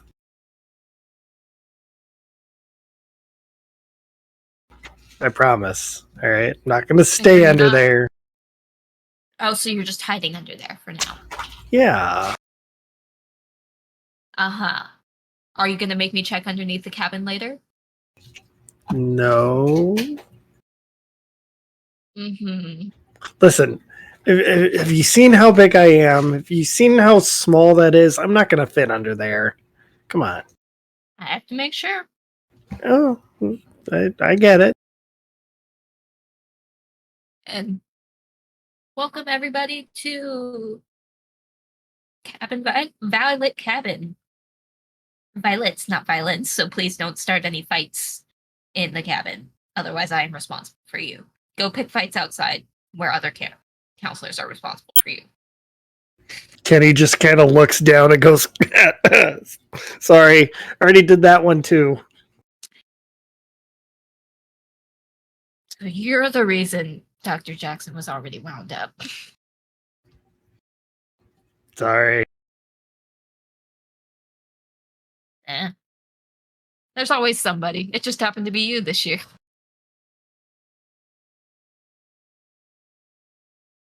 So, welcome to Violet Cabin, everybody. It looks like most of you have your stuff put away already. So that's good to know.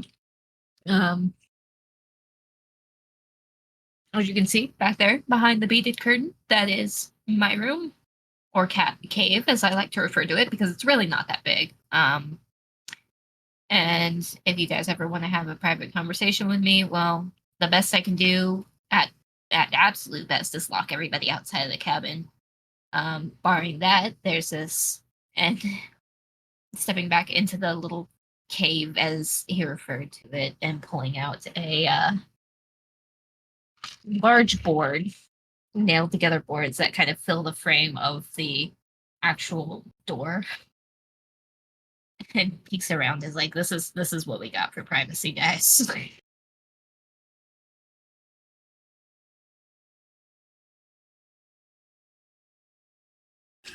So yeah, just gonna go ahead and not do locker room rules, I guess. Be respectful, guys. If you have to come into here to feel comfortable changing them, by all means. Otherwise, there is a rather large shower bathhouse at the beginning of the trail leading to here. That's where all the showers and the toilets are.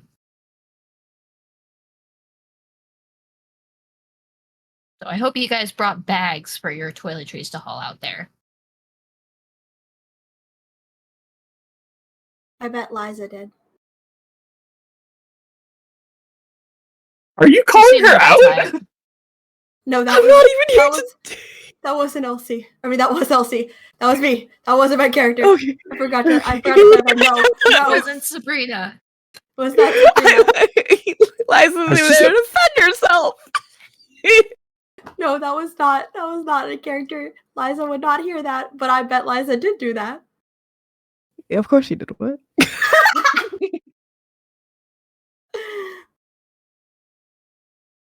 Yeah, the whole gender neutral cabins thing is Director White's idea. I personally don't have much of an issue with it because, gender's weird. Sex is weirder. I'm gonna be completely honest. Just literally, just like the rules said, be respectful, and the bathhouses are back of the foot, front of the foot trail.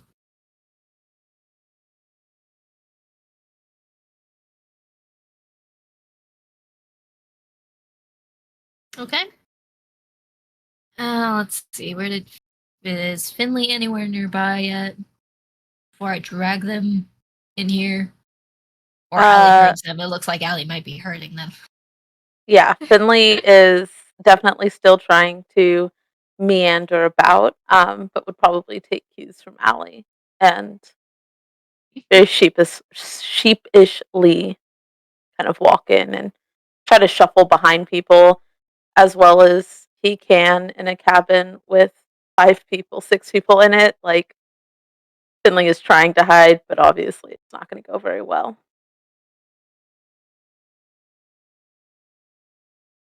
Hey, Finley. How you feeling? Do you still want to have that conversation? Yeah, just want to clear a couple things up. Yeah, of course. Well, like I was showing the others, our routes for privacy are I can kick everybody out of this cabin. I have the power to do so. Or we can just put this fantastic board up, and the board is completely decorated like head to foot with magazine pictures and all that. Nothing inherently like sexual, just a lot of paper plastered over wood. I imagine nothing it's boring. like 50% magazine and 50% like comic covers. Absolutely. There's some spray paint thrown in there. Very nice keep out. In purple spray paint. We can just stand outside for Okay. Can the dog come with us? Yeah. Of course. You two hang out. As I believe Liza left to go find Mickey. That's out of character. I know that Counselor Meg and GM Meg have the same tone of voice, but yeah, we can step outside. There's a picnic table right out there, so we can hang out over there. Sound good? Yeah, that's perfect. So Meg steps out with you, Finley, and you guys make your way over to a picnic table underneath the low-hanging tree. So, you said you wanted a few things cleared up? Yeah, my parents did not sign me up for this, and I don't know that they would be okay with this, and there's just a lot of stress riding on me coming back fixed. So I don't really know how to negotiate that since that doesn't seem to be the vibe here. Okay, so my first question is going to be this. Do you think that you need to be fixed? Uh, that's a big question. It is a very big question and a very hard one to answer, but it's really important. Well, I don't know that it matters much. Uh, it matters a lot to my parents. So I'm here. I'm trying to do the right thing, make them proud, all of the fun shit. So what you're telling me what your parents want and what your parents are expecting of you. And what you feel like you have to do for them. I'm not hearing what you feel like you need to do for you.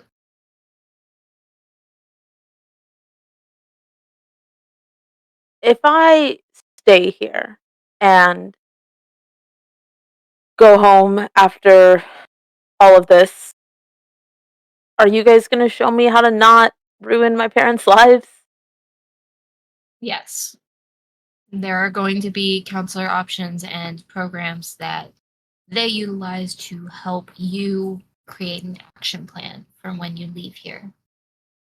Whether that be how to camouflage and uses quotation marks with that being what they expect you to be, whether that's gender and sexual conforming, what they want of you about, but still coming to a even ground where you still feel like who. So by the time you leave here, I should still be able to see you as who you are and who you want to be, but you will be armed with everything you need in order to present yourself as what your family wants or expects you to be until you are able to be someplace where you can be you without having to be what they want for you. Okay. I talked a lot. I hope that made sense. Sure. Yeah. Cool. This isn't like you're not gonna like secretly call my parents and No, like absolutely not. Director White was very serious about this being a no contact camp. So okay. they will not know anything outside of what you tell them happened here. Okay.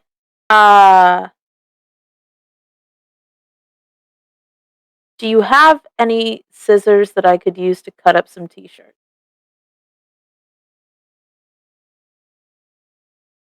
Why are you cutting up t-shirts? The ones my parents sent me with just don't really vibe with what I want to wear. Okay. I can get a hold of some for you, or you can bring them to the art building. Perfect. Yeah. And Finley is going to walk and grab their entire bag and bring it to the art building. And they're going to cut off all the sleeves on their t-shirts in the gayest way possible. And they will cuff all of their jeans in the gayest way possible. And that will be their look for the entire summer camp experience. In the gayest way possible. I love it. All the things.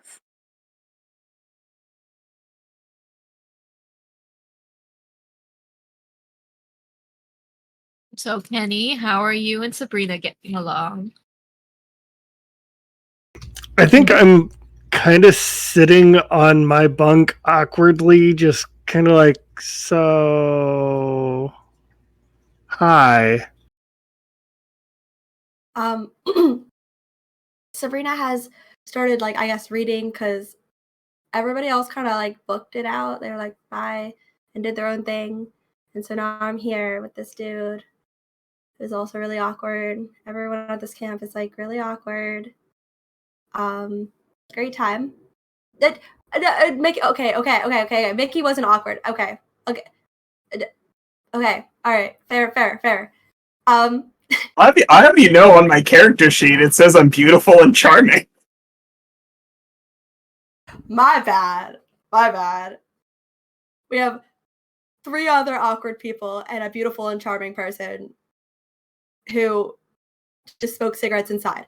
But for the 80s, I guess that's not weird. Anyways, so she's started reading something like, I don't know, like probably something like Virginia Woolf or something, and is just by herself, minding her own business. And then Kenny says hi, and she turns the page, puts it down, like this, because we're not heathens in this house. We do not dog ear pages. And looks over at him and goes, "Hi." But what are you reading? It's just something that I found in the library by Virginia Woolf, I guess. Have you heard of her? Heard of, just haven't read. It's pretty good. It's not my favorite. But you can't bring your entire library here or else you wouldn't have room for clothes, right? Yeah, you should see the book that I had to sneak in. My dad kind of would have flipped out if he saw that I brought it with. What did you bring? He reaches into his bag and pulls out a massive stack of Hitchhiker's Guide to the Galaxy books. I was fully ready for it to be like Chronicles of Narnia. You better stop. Leave Kenny alone. Honestly, it would make more sense for Chronicles of Narnia. So yes, it's going to be Chronicles of Narnia. Thank you, Mervin. Okay. I read that in like 8th grade, but it's a good choice. Yeah, not He's a like, whole. that was so mean. Oh no, you're fine. You're Meg fine. was supposed to murder us. We're gonna murder each other. I love when my players do the work for me.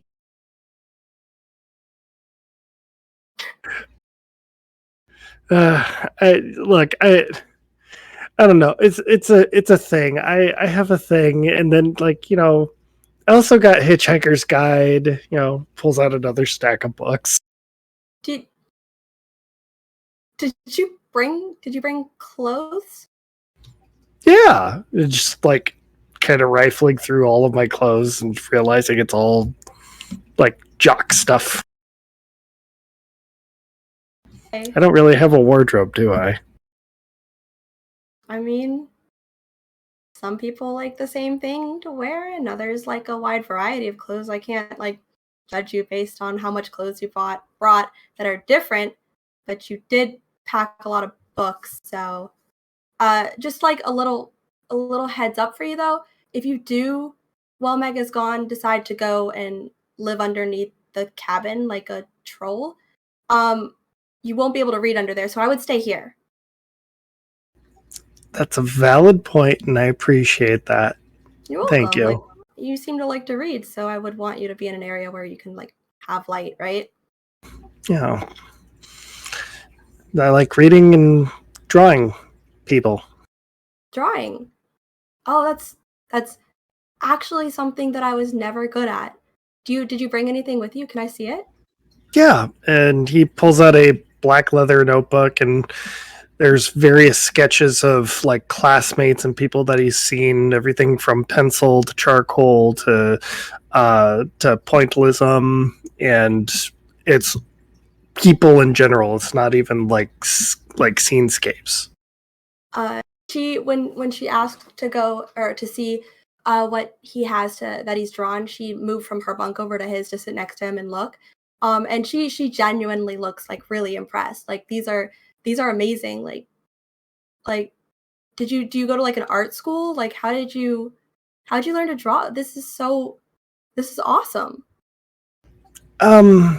It's kind of self-taught. I did some stuff at school, and then my dad found out that I was taking art and not a sport, so he flipped out, and I just kind of been doing it on my own. So stupid. Why would your dad even care? What you should have told him that you had a knee injury and they wouldn't let you play. That's basically the best excuse ever, because you could forge a doctor's note and then he could not force you to do it. You could have done art all year. Yeah, you you have fun telling that to a Marine Corps sergeant. Oh. That's rough. Yeah. Well, you've got an entire month to do it here. So that's pretty cool, right? Yeah, I'm actually really looking forward to that. Actually, I think there's an entire like arts and crafts cabin with all the stuff that you need. Did you bring your supplies, or we could go like Yeah, take some? I don't think you no, my aunt told me that they had that going on, so I was going to be doing that. That's really. Whatever you make, please show me. I would really love to see what you do. Yeah, I'll make sure to do that.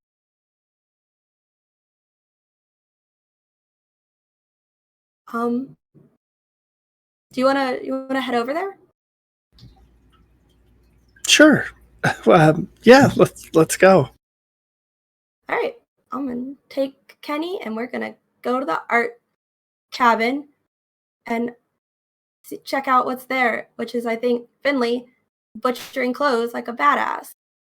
Finley is aggressively just shearing through all of their shirts, cutting the sleeves off of everything. Some of them are becoming crop tops, ripping jeans, like everything that they want to wear that they are not able to at home.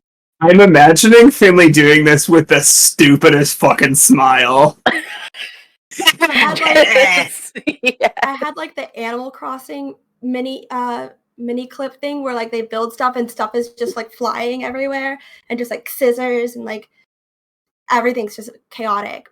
Yeah, there is no organization to this. Finley is not a very orderly person, so there will be a mess. And Finley will like kind of acknowledge when Kenny and Sabrina walk in, but is not like gunning for conversation.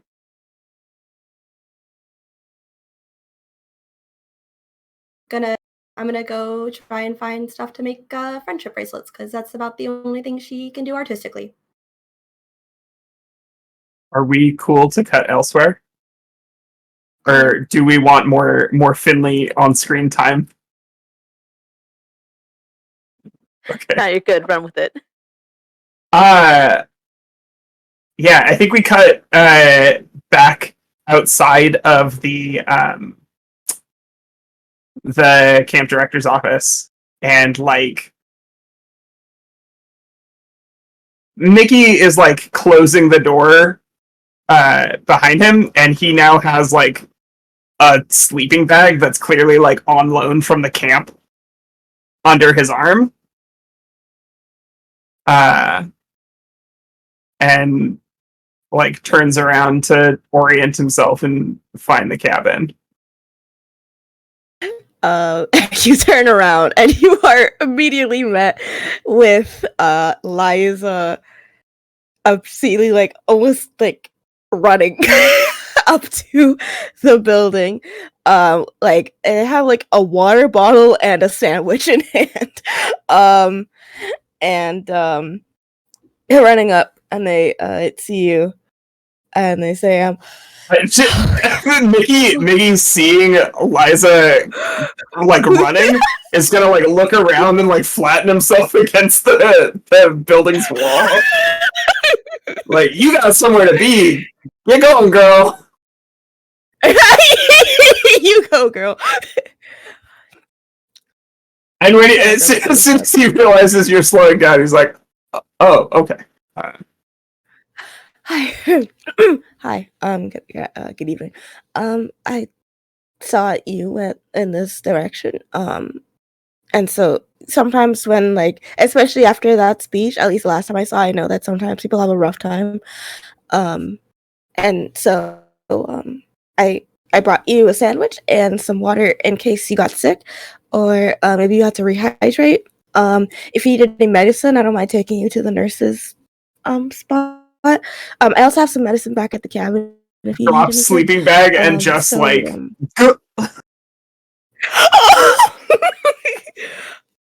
oh, hi. It's okay. And like Liza gives you like a very tight hug. It's like rubbing your back. Thanks. And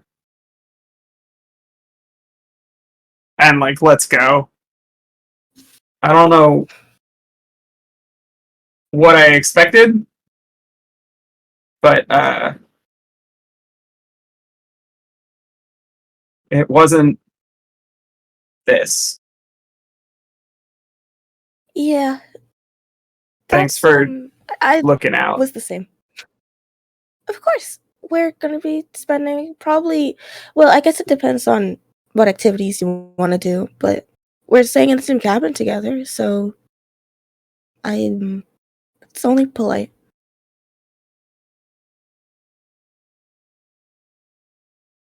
Only polite. Yes.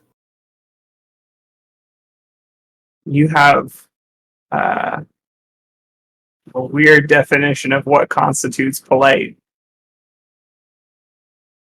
That's above and beyond. Pointing at the water in the sandwich.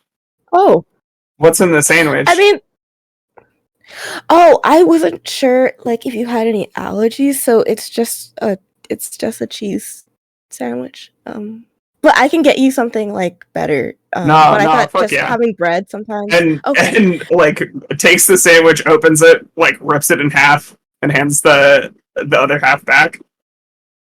Oh, takes it.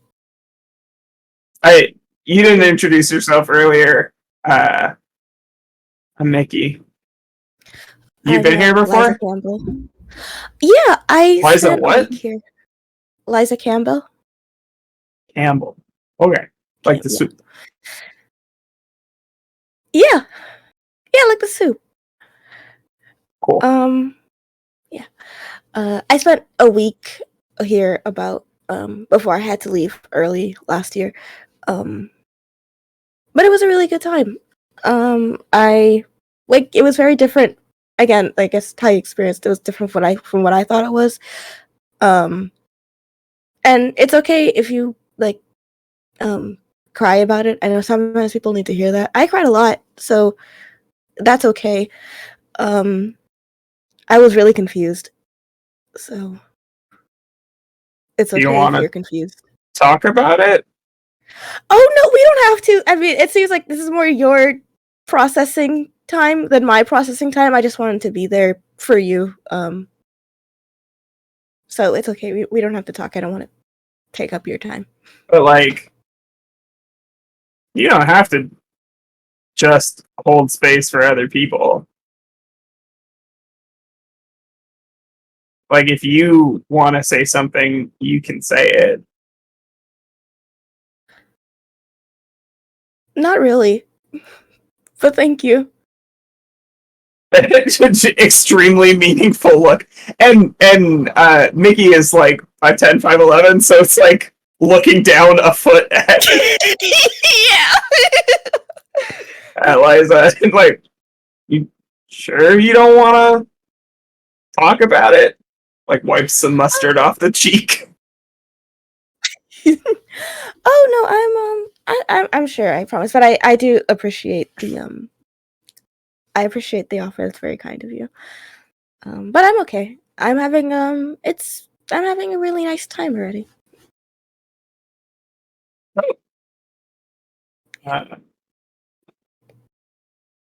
Do you want the other half? 3 Bibles? Oh yes. You need all 3? Need to borrow what? No. Oh, okay. Yes. So there's the main one. And then I have the small one, and they take out a little like almost miniature Bible from their pocket. You're packing, and this one huh? Yeah. Yes. And this is just to have it on the go, just in case, because it's not good to eat like in the bed. So like when we're at the mess hall, it's good. So in case I forget any of my verses or I need to look up one specifically, I can look it up there and use that as a reference. In the middle of lunch. Oh, not in the middle. I'm sorry, I don't. We don't do that. My family. That's okay. I don't. Do you forget them a lot? No. It's just in case. I have a lot committed to memory. So it's like a security blanket. Just in case. Yeah, that's a good way to put it. Yeah. No, that makes sense. It's okay if you have questions. I understand. I think your religion is different for everybody, so I get it. Yeah. No, I think that's all the questions I had. Oh, okay. Wait, so hold on. You got one in your pocket. You got one at the cabin, and where does the other one go? Also at the cabin? Yes. Just in case. You can't like borrow other people's? I You mean, I take can, notes? but then I wouldn't want to. From the Bible? Like in it? Yes. That's why. Well, yeah, that's also a partial reason why I have the two, because one has notes and like highlights and such. The other doesn't. But to answer your question, I can borrow other ones if I really needed to. Like, that's not a specific rule or guideline I have. But I wouldn't want to bother anyone about it, so it's better to be prepared.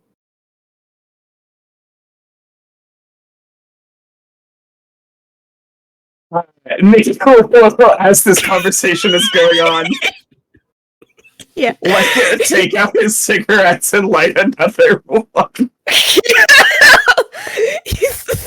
Liza takes a physical step away from you. You good? I'm okay. You're You hear- off the path. Oh, yeah. I mean, I can get. It's fine. Are you scared of cigarettes? No. It's not. I mean, You seemed a little technically- scared. I mean, technically, it is. There is like smoke involved, and that could cause a sort of reaction in some people. So technically, there is a danger to them. But it's Are you allergic to I'm not. smoke? No. Ooh. Okay. That's very. You're a riot, kid. Oh, thank you. Thank you. Where's all the concrete here? And I feel like that's where we smash cut to something else. Yep. And if it's like a moment where we're all back at the cabin, I fully imagine it is like the doors are open and Mickey is trying to jump the stairs onto the grass from inside the cabin to outside. With the skateboard? Yeah. He's not doing a very good job of it because the ollie has barely been invented 3 years ago, but he's given it his best. With each one, Liza is trying to stop you from doing it. It's like, that was cool. Okay, you're still going. Okay, that's fine. That was a better one that time. So I feel like, okay, You should give it a go. Not like the jump part, but it's fun. You guys Maybe get to some other collectively. Y'all get to collectively kind of do your thing. You head back to the cabin to start showing Liza your attempts to escape off the railing into the grass. And fumbling quite a few times, more than likely, because you're landing on grass. Oh, it's purely to see if he can clear the set of like 3 stairs. You can do it. Yeah. That's what skating's all about. Can I do it? I feel like you can make the clear, but once you land is when it ends up a tumble. I think he's not good enough at ollieing that he hasn't like tripped forward out of the stairs multiple times. It's like a lot of like not getting the ollie up, and it's just like kick, fall forward, and like bail, and the 8-step run to recover. You are working on your invention of the ollie.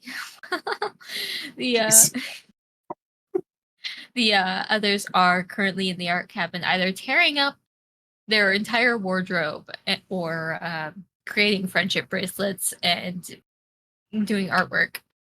But after an hour or two, a bell kind of sounds across. There's a cacophony of them as different locations start ringing off the bell. And from the metaphorical stampede of campers and counselors calling out, it's time for lunch at the mess hall. Kenny jumps at the first bell. He goes, "Holy shit! What the hell was that?" Oh, it's a bell. Okay. Huh. You I'm okay? starving. Okay. Yeah, just loud noises. Just it's a weird thing. Not really used to it. Let's go get some food and pretend that didn't happen. You coming, Finley? Yeah. Just a second. I'm gonna go change a little bit. And very I have done this once where you just reach across a table and scoop up all the t-shirts in your arms and then run and try to not drop any of them. Finley is Every going time to I do do that. laundry. Let's Every be time I do real. laundry, That is the short arm struggle, okay? one yes. trip. One trip. Finley, you need a hand? Nope. I got it. I'm good. Okay. And we'll sprint back. I'm gonna follow Finley, picking up all of the shirts that inevitably drop from the pile in their arms. It's just true. in case. You're gonna drop true. some. There's a whole trail. You know exactly what path Finley took to get back to the cabin. I assume we all eat at the Unfortunately, same it's on table? the other side of camp. So as you guys kind of get settled in, you get in the line, pick up your lunches, and looking around trying to figure out where to go. I think we're going to take this moment to take another break. Let folks rehydrate because it's been a long, long day. All right, we'll be back in a few minutes.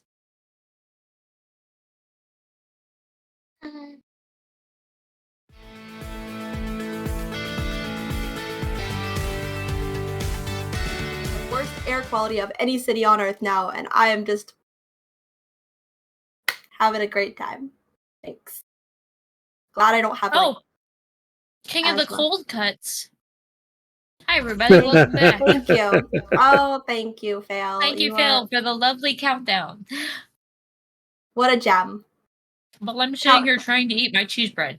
I'm gonna count that as a war crime. Without the context of the conversation behind the curtain, that sounds a lot worse. Well, whose choice was it to cold cut? Apparently it was a fade. Apparently it was a fade. I love you, Fail. I do. I'm sorry. Welcome back. We appreciate Phil. Welcome back, everybody, as the legendary Vermin and Mickey said. So you guys get to load up on your choice of pizza because it's opening day. Oh, shit, yeah.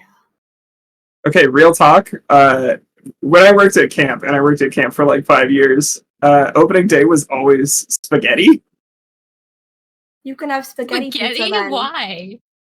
Because it's really easy. It's really easy on the cooks for like day one after like all the craziness to just be like, spaghetti. You know what's even easier? Not cooking at all. Everybody gets pizza. It's your choice of pizza, though. So you can do cheese, you can do pepperoni, you can do meat lovers, veggies. What you feeling? Hawaiian pizza, 110%. Pineapple and bacon. You're banned from my gig. Get out. I'm so sorry. I love pineapple pizza. Like, I'm with Kian on this one. I'm joking. God damn, Meg, that's harsh. There's some. I would hang up from the call, except that I know that I'd mess up the overlay order. I'm completely joking. I swear to God, guys. It's all good.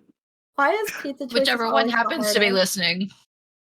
I like to imagine that. Tell me about your character.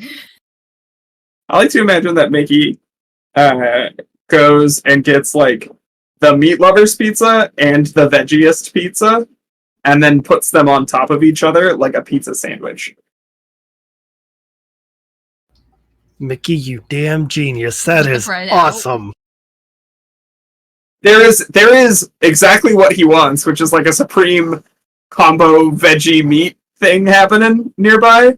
But he's not an observant bean. It's just waltzing right past that option to the pizza sandwich. Why have one slice when you can have two slices? At the same time. Meanwhile, Liza just gets a cheese. Which is I think Sabrina would probably go veggie, but like pick off 3/4 of the veggies that she doesn't like bell peppers and olives, and I can't name vegetables right now, but one more. The mushrooms and the onions stay. Oh, olives? But the No, bell no, the peppers and olives go. are gone. Oh, bell peppers and olives, no thanks, out. What else goes on veggie? I don't know. I'm not gonna take up any more time. Broccoli? Ew, yeah. If the veggie What's pizza's broccoli on I've pizza? I seen don't it. know. I've seen it. Danny, you sick See, fuck! too. I don't know. Continue the story. It's real. It's real. And then 100%. Is there ranch? Definitely. Oh god. Yeah. All right. She's gonna grab. I know. Me too, Kian. I hate it, but she's gonna do it. She's got the ranch. I gotta make her different somehow, and this is it. I'm like trying not to tell gag. the characters. How to tell a little bit a lot about your characters. What type of pizza they get. Yeah, we're gonna get the ranch and also like barbecue at the same time and mix the ranch and barbecue. She likes some weird pizza, guys. And then one slice of meat lovers. She's gonna dip both of them in that weird mixture. You're welcome. I'm so happy I'm here. Any chance that Finley and Sabrina had at being friends is crushed as soon as Finley sees this atrocity happening. I love the idea that Friendship's she's over. she's like Sabrina is otherwise like a very put together and normal person, except like food crimes, just constant food crimes. I love this and I'm keeping it. Thank you. Anytime we eat food, I will come up with some new food crime to generate entertainment for the crowd. Horrible. Be prepared for that friendship bracelet to be rejected. There we go. I mean, when you really need a hand sometime, you better hope that you're still friends. I don't know what to tell you. The whole cabin is like, we saw what you did to that pizza. Spoilers, I was the villain all along. You could tell by my pizza choice. Next thing you know, Elsie comes out with a knife stabbing everybody. I'm way more classy than that, and you know that, Alan. Oh, yeah, For I the record, Finley is armed because Finley eats their pizza with a knife and a fork. Wow. Look. Hawaiian pizza and knife and fork. What are you? Don't come at me. Don't come at me. We're gonna fucking kill each other over pizza choices. I can't. Coming at you with a hate crime. Oh, I'm dying. Okay. Which pizza did Kenny get? Pizza is a hate crime. Yeah, did we get Chicago deep dish? At camp? Okay, we're in according to Meg, we're in like that Appalachian Mountains. I don't know how far fucking east Chicago deep dish pizza goes, but my guess is my probably gut not. feeling is there's a Chicago Not deep the dish way that you pizza. would It's want it deeply to. disappointing. It is deeply, deeply disappointing. I think I would have thought about it and then just gone for the meat lovers and eaten it New York style, What does that mean? where you fold it in half like a taco and then just like essentially bite and drink all of the oil out of it at the same time. That's just how you eat pizza. Yeah, except that it's actually specific to New York because apparently not everybody does that. Not everyone does that. How narrow are you cutting your slices? It's all. Yeah, not everybody does that though. Like you can't do that with some pizzas because they cut them narrow because they're meant to like. Yeah. Casey's Pizza does that. What do you do instead? Is it like a mid support situation where you're like feeding your second finger underneath it as you eat? See, I'm folding the pizza even as I do that motion. That's what I do. LC does that. I don't know how Sabrina eats her pizza. I don't want to think about it. I've already committed too many hate crimes against food. I also believe there's it's a New Mexico style where you roll it up and just like start chewing on it like a burrito. I think that's what it's called, but it's like you roll it up as a burrito and just start eating it like that. I don't think I've ever seen absolute horror on Vermin's face like I have now. And you've put me through harrowing things in games. I have put you through some shit.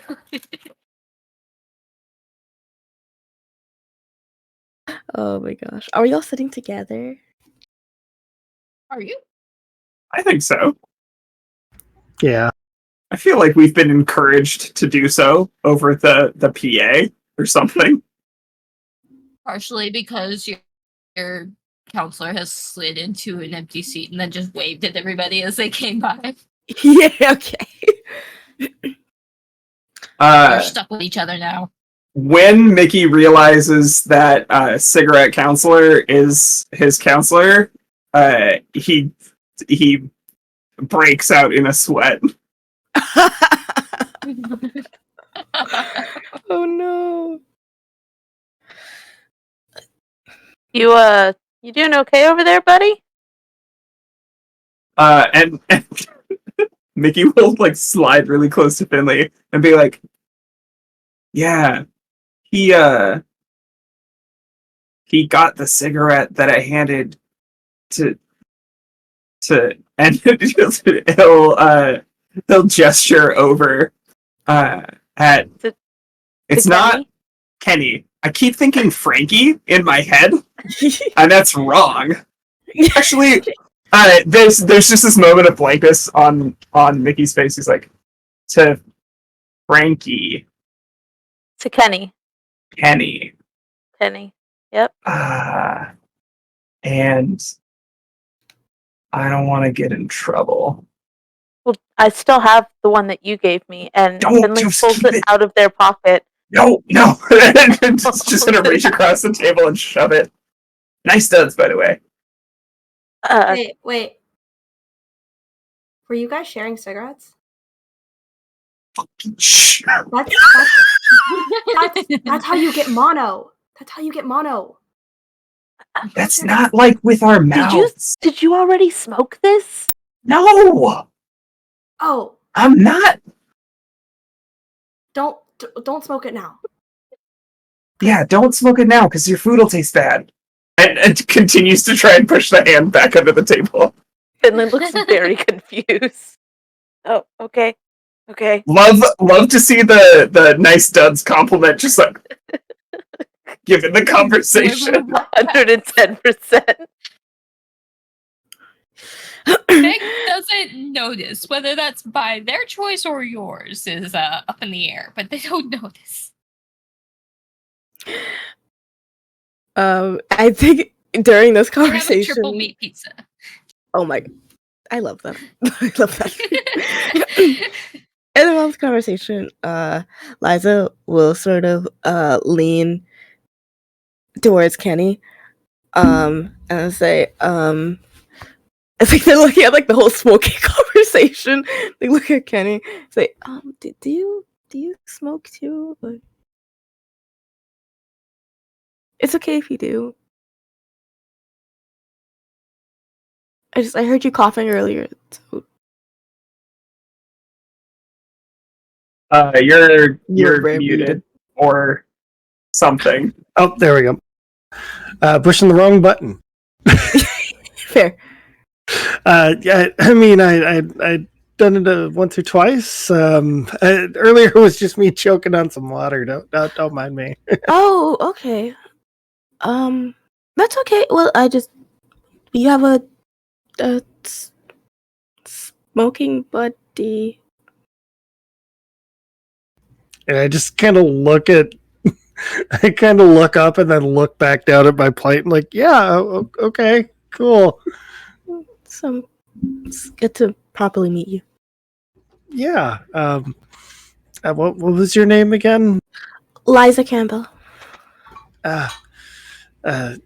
Kenny. Alan's forgetting his last name. I'm so sorry. I brought the last name thing. From you. That makes two of us. Oh, it's Kenny Cortense. Cortense. Korpinski. Sure. Quarters. Quarters. Kenny Quarters. Quintessential. Kevin Quarters. Ask Kian to spell it. They can spell anything. Do not drag me in public, LC. That was disrespectful. We can have words later. Oh my god.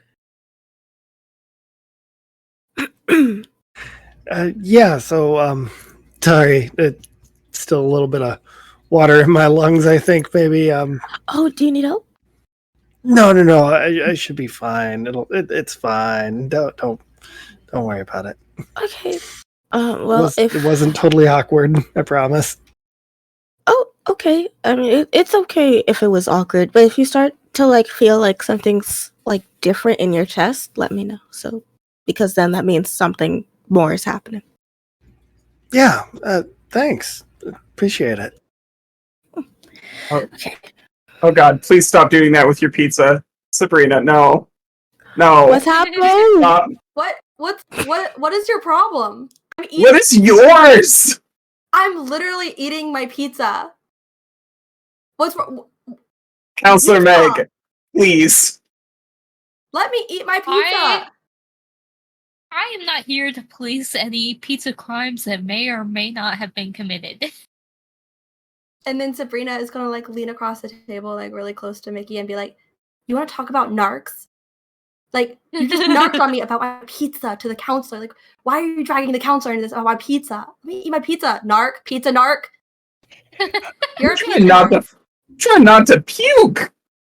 Okay, well, like, why are you watching me eat specifically? Like, don't do that. I can't not. We're at a bench. You sat across from me. You could literally take your pizza and then do this. But then I can't talk to anybody. Okay, well, don't talk to me now because I'm gonna eat my pizza and I can't talk with my mouth full. Because it's rude, just like narking on pizza choices. Sabrina, just real quick. Everybody can eat how they want, but I think what you've done is committed a crime. I did not come out here to be attacked about my pizza choices. I mean, it's a pretty intense way to eat, but you're allowed. It's okay. I mean, listen, I haven't eaten like that since I was in 8th grade. And at this point, Mickey is like both palms on the table. Yeah. And I'm sent. Elsie is gone. That was amazing. Okay. Okay. To specify that wheeze was Danny. That was not. That was not Liza. Gotta specify. You know what? She won't dip her pizza in the ranch barbecue sauce concoction anymore, and she will eat her boring pizza just to not upset Mickey, who is a pizza narc. As Mickey watches this happen, there's just a wave of guilt. Mickey, come on! It was it was one of the first rules to be nice to each other. Quite literally. Be respectful. Don't make Mickey the bad guy in this. It was pretty gross. Too late. Mickey did it to himself. It's true. I can't believe I'm saying this. I am sorry, Sabrina, about the pizza complaints that I made. You can do whatever you want to with your pizza, your body, your choice. Appreciate that, Mickey. If you wanna hear about some real food crimes, though, my sister. I don't bites think I do. She bites into chocolate bars whole and puts maple syrup on her spaghetti. Oh, absolutely not. One of those things is not on the same level as the other. But she fucking does it, and it's gross. I bite into chocolate bars whole. Well, I am sorry, Mickey. You can choose to eat your chocolate bar however you want. I'm sorry. We're Finley aligned moves. about the spaghetti situation. Pretty gross. Finley moves to a different seat on the table. Gets away from this conversation. Wait, come back. Absolutely not. Did you want your cigarette? I already tried to offer it to you. Oh! Don't give it back. Oh, yeah. He just, like, glances over at Meg and is like, yoink. Absentmindedly just tucks it behind his ear. I think you would just be oblivious. Yeah, I think, despite Meg's attempts, it's like, I would like to say throughout all this, Isla hasn't started eating yet. And then, do this whole chaos. And then we'll, look to Counselor Meg. I was like, is it okay for us to start eating? Yeah, you can eat whenever you sit down. There's already a plate of pizza bones in the middle of the table where Mickey is throwing his crust. Bones is crazy. That's what he calls it. He calls it pizza bones. That is genius. He taps the plate at in the middle early in the meal. He's like, for the bones. I will eat your pizza bones. Take them on my Counselor plate. Meg will also. That's how you get mono. I also reach in. Care about mono. I also reach in for the pizza bones. I don't know why you would fill yourself up on just bread. It's a saliva. Look. You can't mix. Don't. That's I fine. won't comment about your pizza crimes if you don't comment about mine. I don't think Liza is guilty of any pizza crimes, except maybe not enjoying herself to the I'm fullest. talking to you. Sabrina looks at Liza and be like, I already had mono. I can't get it again. It's fine. Oh, okay. How recently? says Mickey with concern. It was a couple years ago. I can't get it again. You can't get mono more than once. It's fine. It's not Actually, that's actually there's actually the possibility that it's a lesser chance, but you can get it again. No. That can't be right. That can't be right. It's like when you get chicken pox, you can't get chicken pox again. Well, you already had it, right? This is from a medical professional in the party. I've just read differently. It's just my thing. But everybody has different tolerance levels.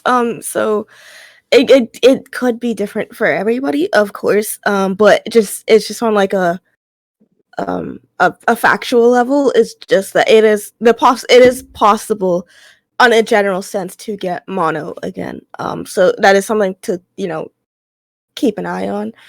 Okay, I'll be sure to I'll come to you if I start getting super sleepy. I slept for 7 days straight. It was great. Yeah. Oh, well, I mean, I'm glad you had a good sleep. Felt like crap though. I'm sorry. We can smash cut. I'm sorry. I just thought it. I'm sorry.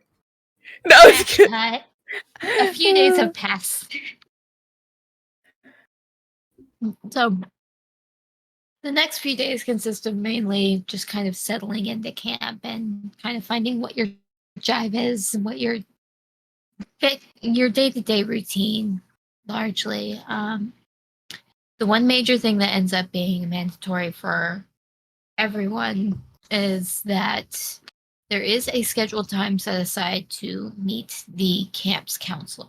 Not that I say counselor, but more of the camp therapist. Which you are all individually introduced to. This is not the right document. To a Dr. Jenny Cartwright. And she's the resident therapist on the campgrounds. And you get on friendly terms with her RN, Leon Alton, as the acting psychiatrist. They mostly do one-on-one therapy, but they also do therapy groups as well. Art groups, mindfulness, coping skills, and the one-on-one time is mostly dedicated to coming up with action plans and exploring some of the deeper roots of any trauma or anything that you want to express or deal with before you go back home.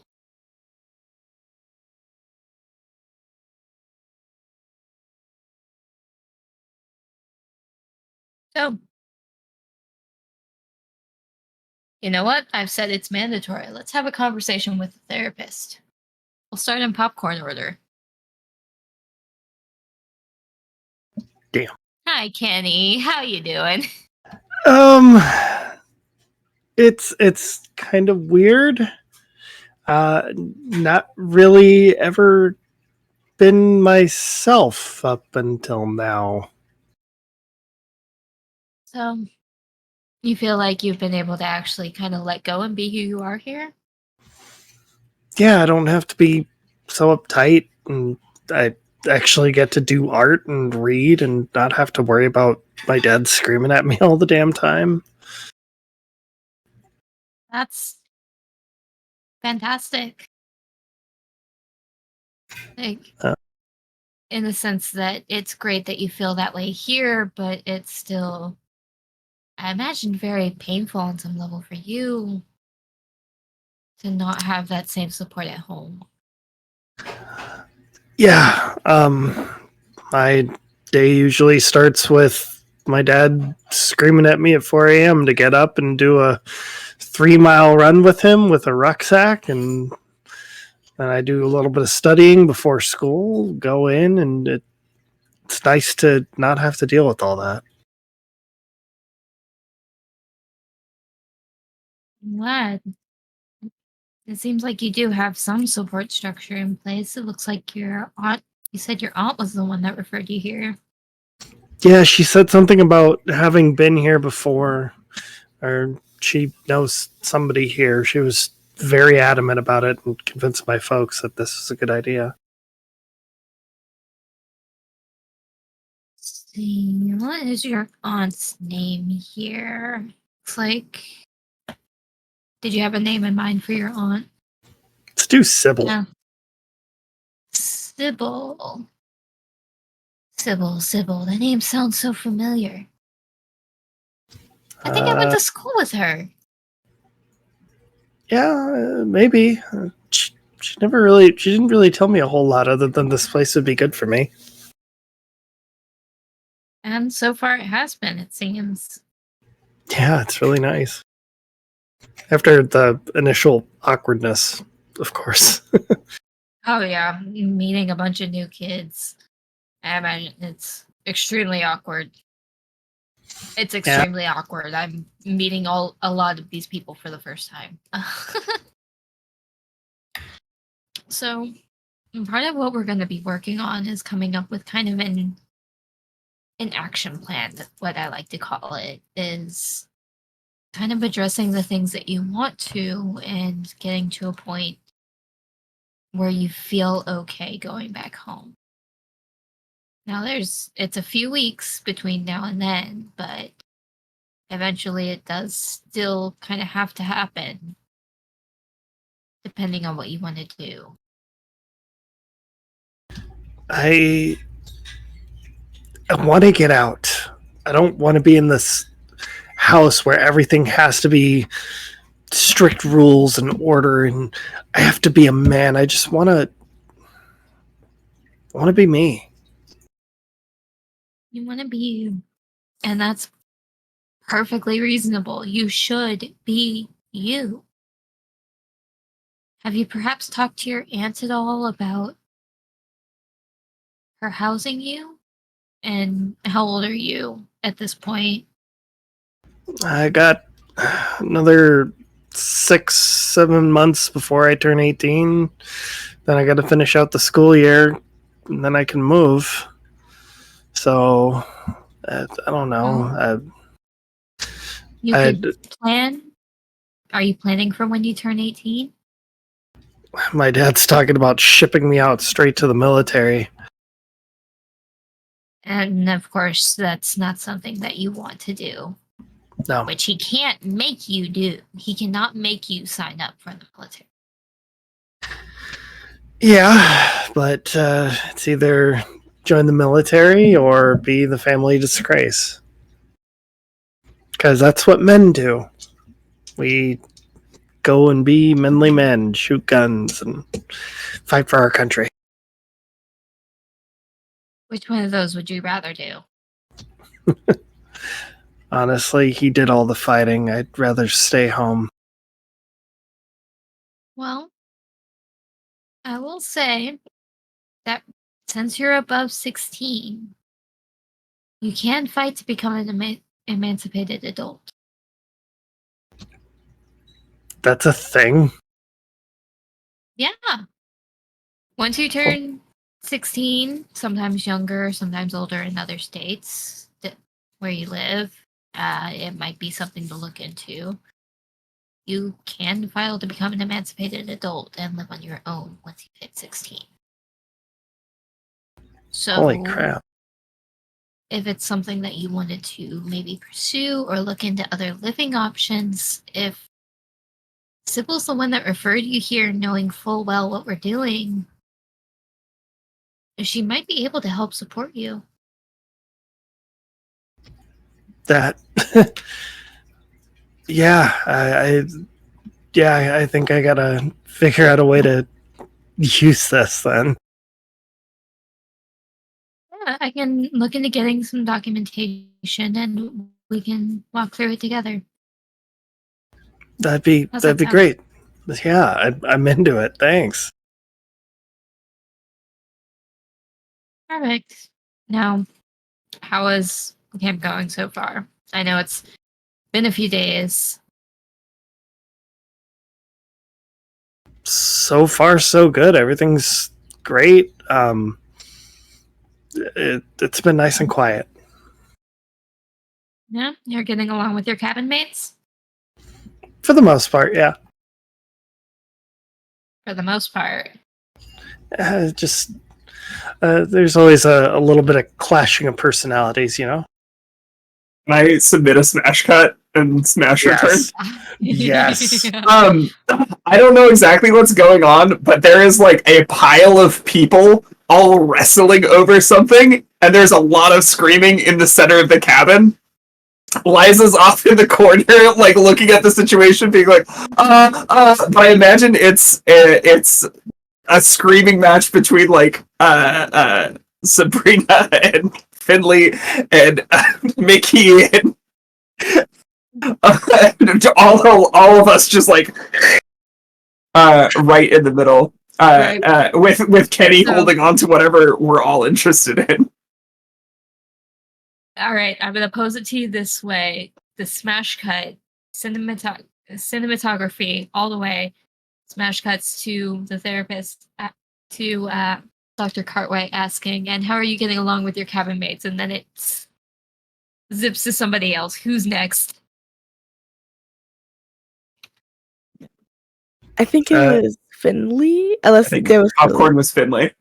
Yeah, Popcorn was Finley. So how are you getting along with your cabin mates, Finley? Well, look, there's not a lot of chocolate bars going around, okay? And like there's not a lot of the good ones. And I happen to have one of those orange, like dark chocolate and orange chocolate bars, and freaking Mickey wanted a piece and I didn't want to share, but then it became this whole thing.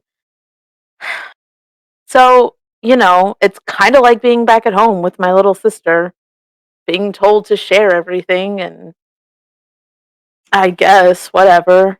I don't even know who got it at the end. I'm pretty sure I didn't. So it feels a lot like you're still kind of dealing with the same things you were back home. I mean, and kind of gestures to their clothing. I couldn't get away with dressing like this at home, so that was kind of nice. And you guys provided me a binder, which was great. So that's pretty Oh, cool. good. I'm glad they were able to get a hold of that for you. Yeah, And you're feeling a lot yeah, more comfortable in it? I am. Yeah. I've never been able to get one of these at home. So And they told you that you were free to take that, right? yeah, I don't know if I will. It'll probably cause a fight with my parents. So I can understand that. It would be kind of difficult to hide it, right? Especially when you yeah, know that you feel better wearing it. yeah, and I mean, to use Sabrina's word, my little sister's a bit of a narc. So So if she happened to come across it, she would definitely rat you out. yeah, definitely. And I mean, we fight all the time anyway. There's no reason to give them something else.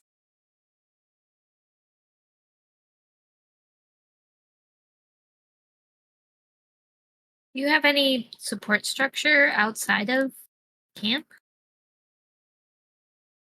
I mean, my parents pay for everything. There's a roof over my head, and they're gonna help me go to college. So Financial support is a significantly different thing from emotional support. I mean, and Finley has kind of been like fiddling with the pen, and you could see that they're kind of like really starting to just hold it very, very tightly. Um, well, there's not a lot of that to go around in my house, so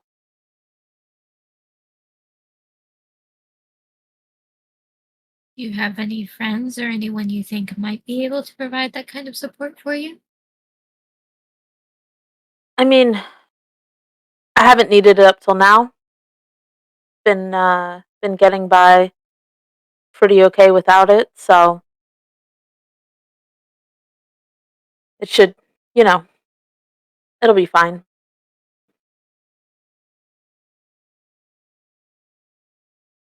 Mm, Forgive me for saying this, but observing how you're reacting now and what you told me about family and your situation, I'm not sure you would be.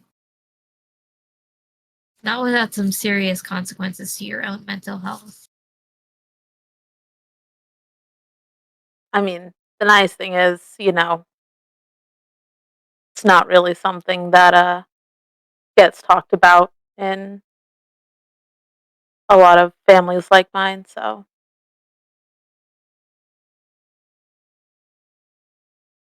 look, we don't I'd really rather not talk about this. You're If we could just, I don't know, uh, talk about something else, anything else.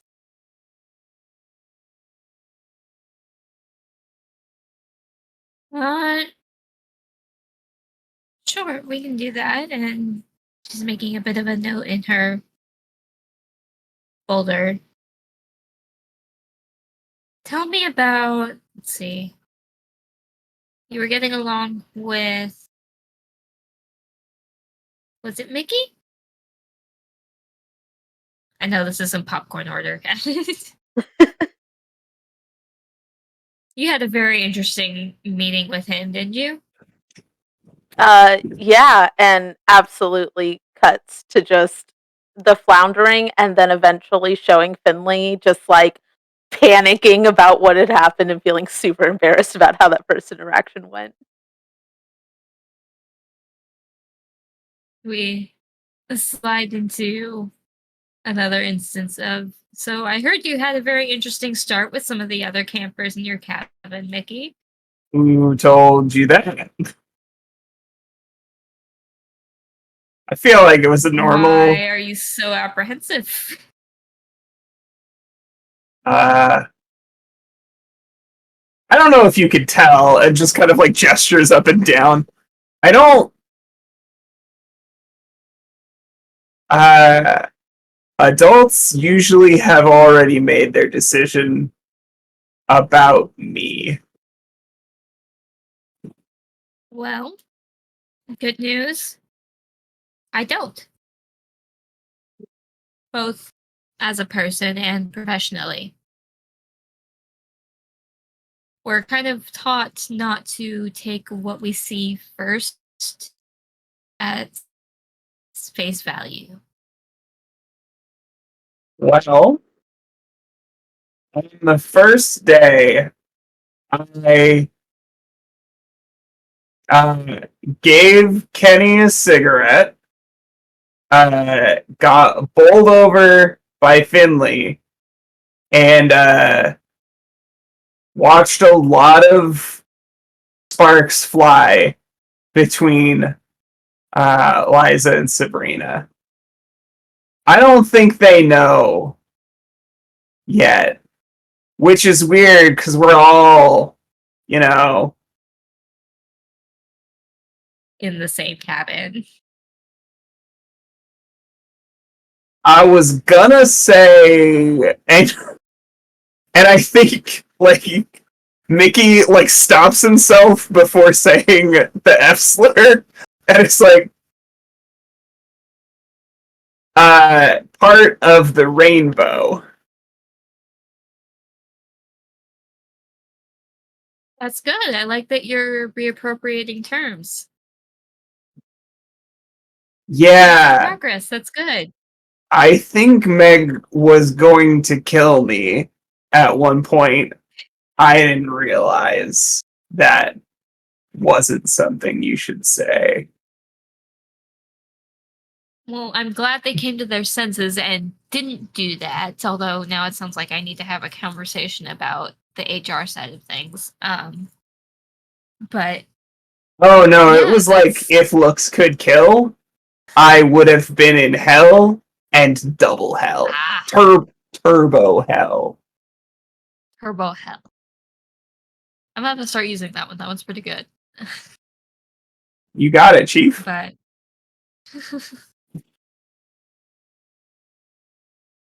but it's you're fairly open to being educated and learning more about what is and isn't acceptable. I hate using that term, but that's the blunt force of what it is within the community. So that's a significant amount of progress from when you first started.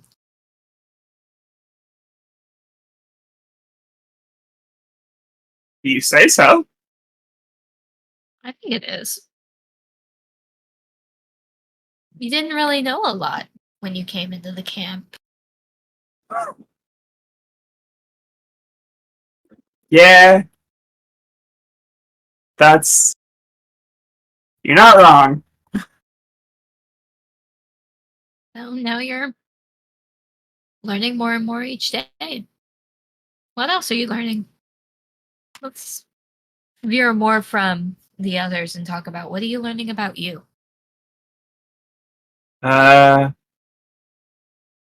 And immediately Mickey is a lot less comfortable. Like visibly uncomfortable. I guess my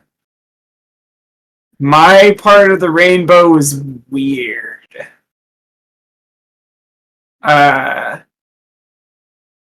I feel like a straight person, but in a gay way. But that feels kind of fucked. Okay. So walk me through that a little bit. Because that could go a few different ways, so I want to know what it means for you. I guess. Well, like,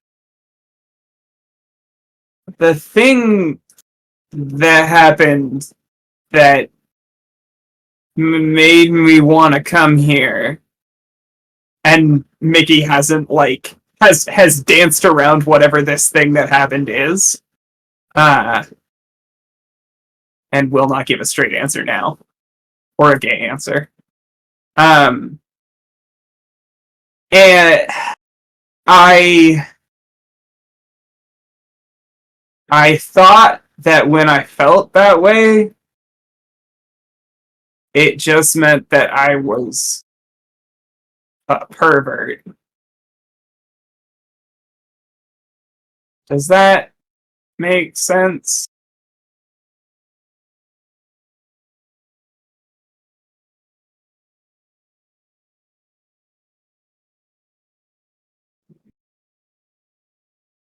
I think so.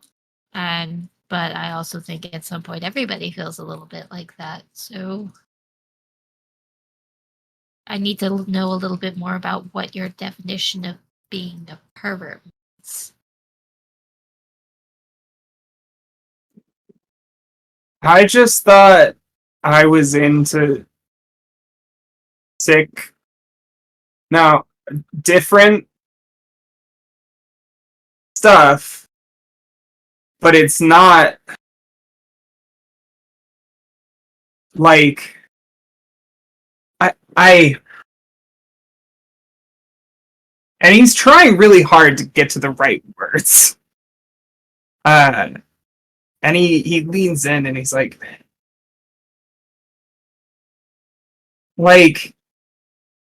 I guess there are ways to be the way that makes me happy, and it doesn't mean that, like, I'm just, kinky in a weird way.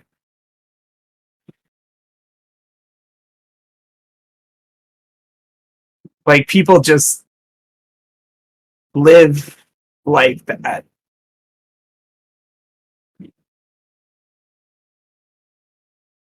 So things broke up a little bit for me. Oh, no. It's all good. Repeat part of that for me.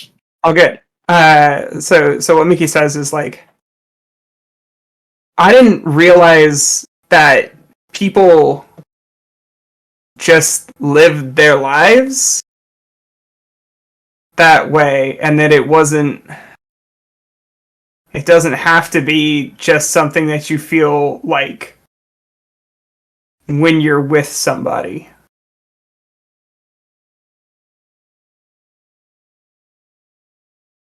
Yeah, there's a lot more people than you think that live like that, and it's not necessarily inherently sexual or kinky behavior.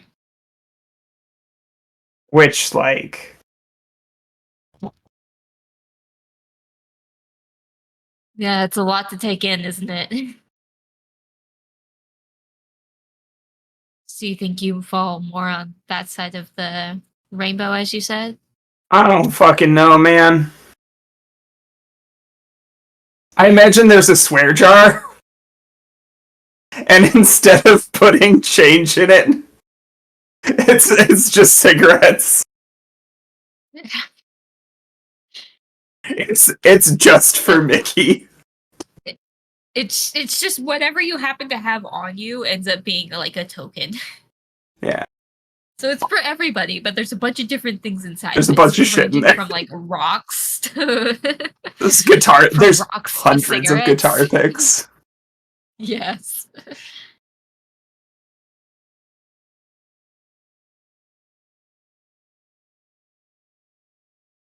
So, have you put in any thought what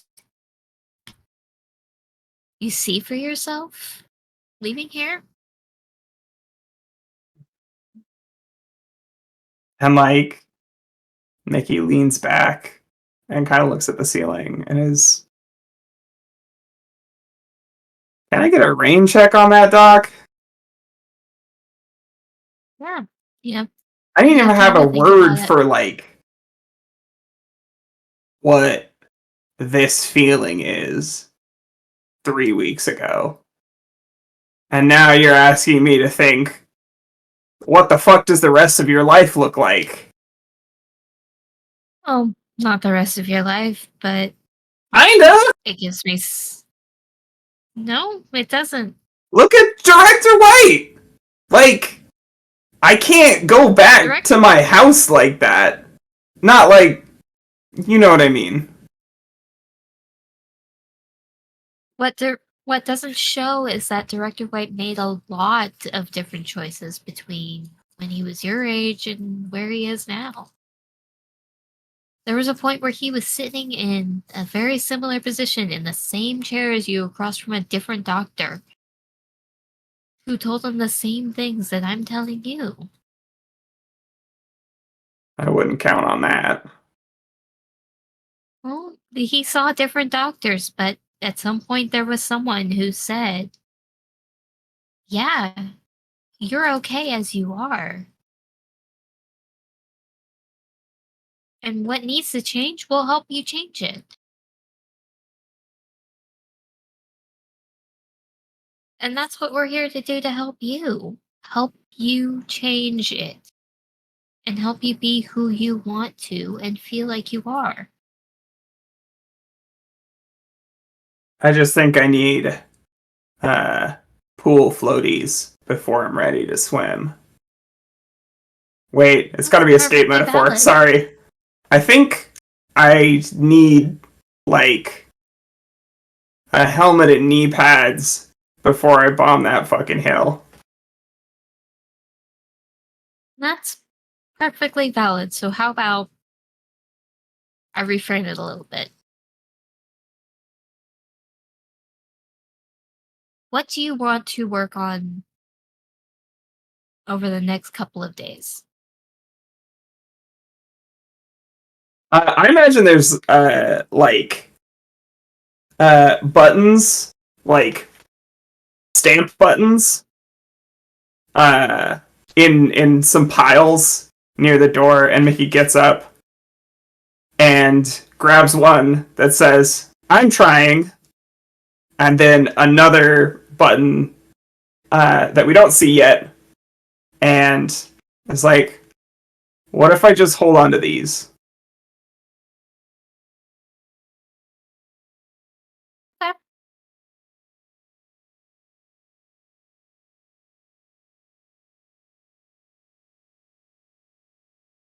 Whatever ones you want to take. Yeah. Unless you have, Meg, something more you want to get out of that scene, I think that's where I want to leave Mickey right now. So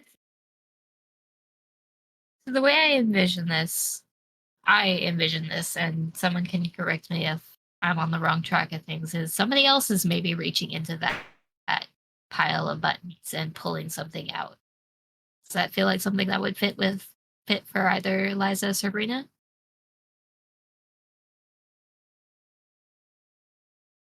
Yeah, I can use that. Yep. So it's less of pulling something out and more of just like fidgeting. She's just like not sitting. She's more like pacing the room, kind of like pulling out a button, putting it back, like flippantly moving stuff and then putting it back until finally she sits down. And it's like, I really don't understand why we have to, or why I have to do this. I don't really think I need to talk about anything. I'm pretty fine the way I am, I think. I never really thought therapy was something that I needed to do. But I guess we kind of have to talk things out here or whatever. So I guess what are your questions for me? We ask questions, right? It's like an interview thing. It can be asking questions, it can be a conversation. It just all boils down to the individual. So, as far as you thinking you don't need to have somebody to talk to, well, unfortunately, this is a mandatory part of the camp course in that regard. So, you're stuck with me for better or worse, and I hope that's for the better.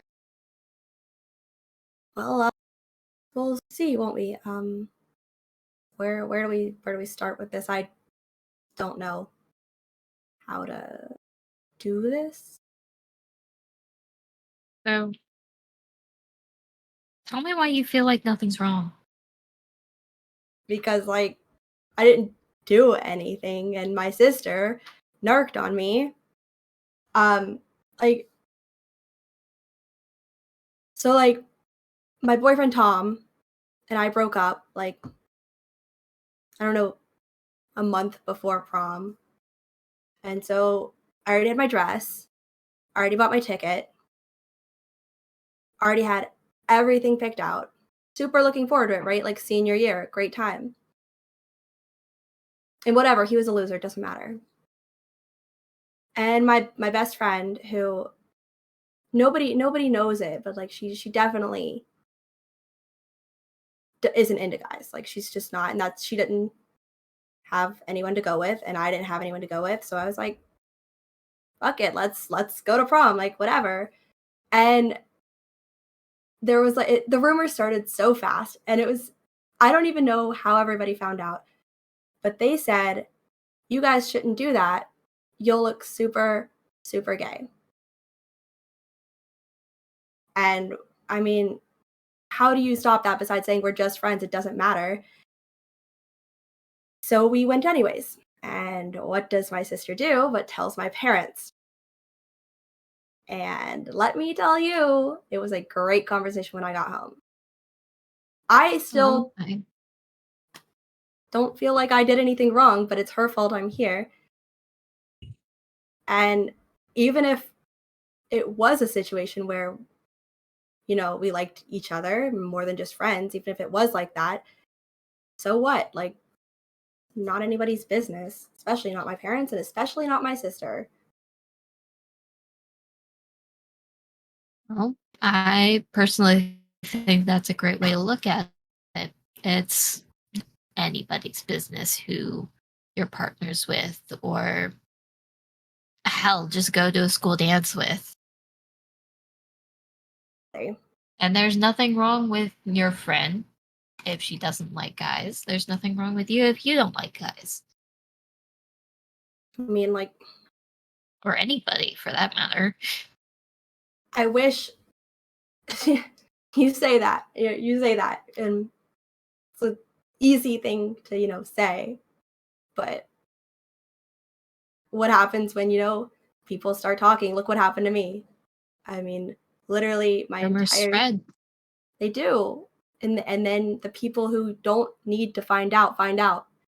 And suddenly you don't have a summer anymore. All because someone thought that it was wrong and that you were not doing what they wanted you to do, and now you're here and everyone's talking about you. And I just like I don't like people talking about me. I don't like people whispering about something that's wrong, and like you said, it doesn't matter what other people are saying. Rumors are rumors, and it's not wrong for her to like girls, or if I like girls, so what? It's not a problem. But it is. Like, I just don't want to have to deal with suddenly not having any friends, and suddenly people don't want to talk to me because they suddenly think, oh, she likes girls or she likes guys and girls, so she must totally want to be with everybody all the time. It's like It's not true, and I just don't want to have to deal with that. But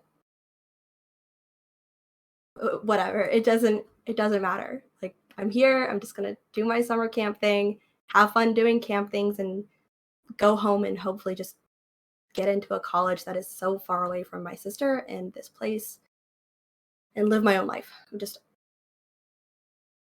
It'll be fine. I'm fine.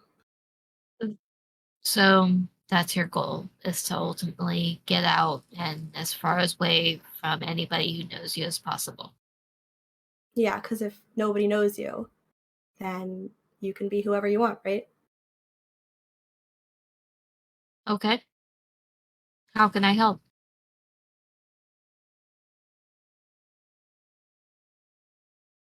I don't know. I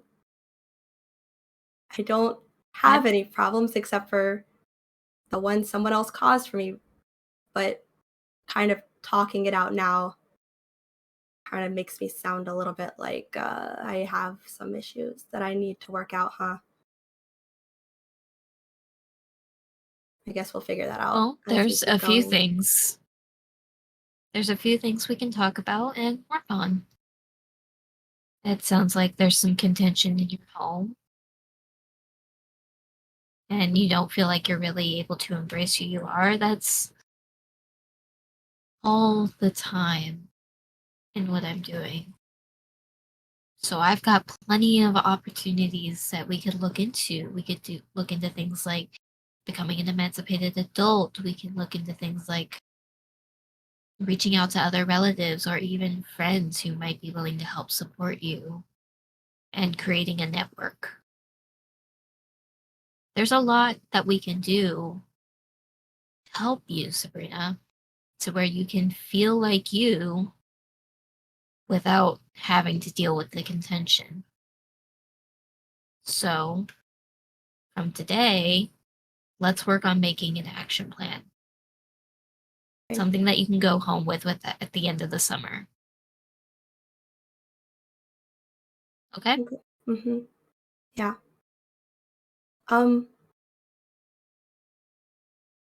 Yeah. I'll think on that more. It's She okay. You take all the time that you need. She looks exhausted. Like she just had an entire mental battle with herself, and I don't know how long in the therapy session that's actually passed, but she looks a little bit more or a little bit less energetic than how she normally presents herself. Like no more smiling, no more like bubbly, like sunken into the couch, like really dug way too deep too fast and just doesn't know what to say anymore. Most importantly, I think, is we're gonna teach you we're gonna help you learn that you don't have to mask all the time. Because that's what I'm seeing here.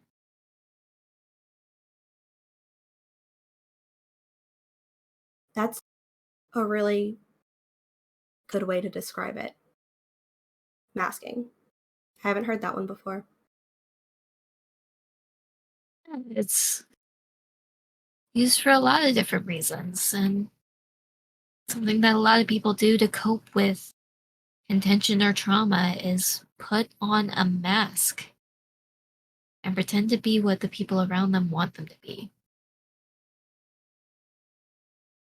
And I'm going to take a little bit of liberty with this scene. I'll see if you're okay with that, and swap that over to Liza, carrying something very similar. You don't have to wear a mask and pretend that you're something else for your family if you have your own goals and aspirations. That's no, that's true. That's I understand that, and that's why and yeah, you know, Eliza like takes out she's like carries the little bag with her, she takes out a folder and then another folder and then another folder, and then she says, "That's why I actually have this sort of planned out a little bit." And also, I would like to note that over these sort of 3 days, Liza's hair has gotten more curlier, and has like poofed out a bit more, and not in a way where it's like messy, but in a way where it's just like it's getting back to her natural curls instead of the attempts at flat iron that was attempted. But she's sort of sitting there, and just goes, so yeah, that's why I sort of have a whole thing planned out. I after summer I'm gonna try, start working on the whole bachelor's degree, bachelor of medicine. Because like, it takes a lot of time to become a pulmonologist. It's like 13 years. So I have to take a lot of schooling. So I want to start a little early. So I have this whole sort of set planned. I already found like a college. I found a couple of colleges to look into because a lot of them won't accept me for some reason. But it's okay. I will I'm working through that part because my grades work are I've been keeping my grades up very well. I've been working very hard to keep that up, as usual. And of course my parents, we've talked a little bit about it with what they're sort of aiming for me to go and what I'm going for sort of diverge a little bit, but I think I figured out a little bit of maybe a method to sort of finding a sort of connection and where we diverge. See, I think I'm going to go to, because the moment I go to medical school, that might pose a bit of a problem because medical school and like the courses and stuff you have to take to become a pastor, very different. But I'm Yes, they thinking, are extremely different, Liza. Sweetheart, you have planned and planned and plans for everything after this, as far as school and what you want to become in life. But I'm not seeing a lot of how to take care of you in this moment and how to take care of you going forward, because even then, going into pulmonology, that's tracing back to what you saw with your sister, isn't it? yeah. But that's the And that's so absolutely noble, and I believe you have every right. You have every right, every will, every belief to do that, and I believe that you should follow your heart with that. Despite whatever these fucking oh shit. He pulls out a couple of dollar like coins and drops them in the swears jar. These doctors and whatever these doctors said and whatever these colleges, their allegations and their discrimination against you for being a woman of color. It pulls out another coin and just drops it in before going, fuck all of them. Fuck every single one of them. I believe that you should keep pushing on this path because you are so passionate about it. But I really want to see some of that passion come back to you.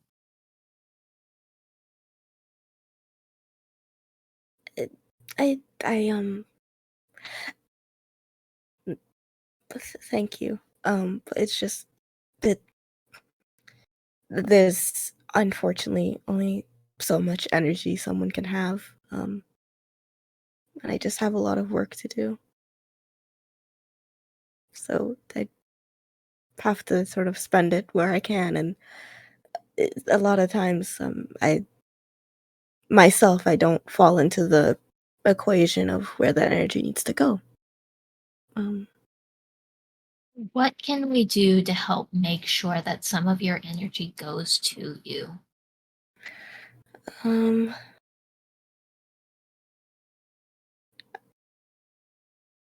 mean, if I really think about it, and for myself, I guess sort of hearing it a couple of times I'll probably do it because I succumb to peer pressure very easily.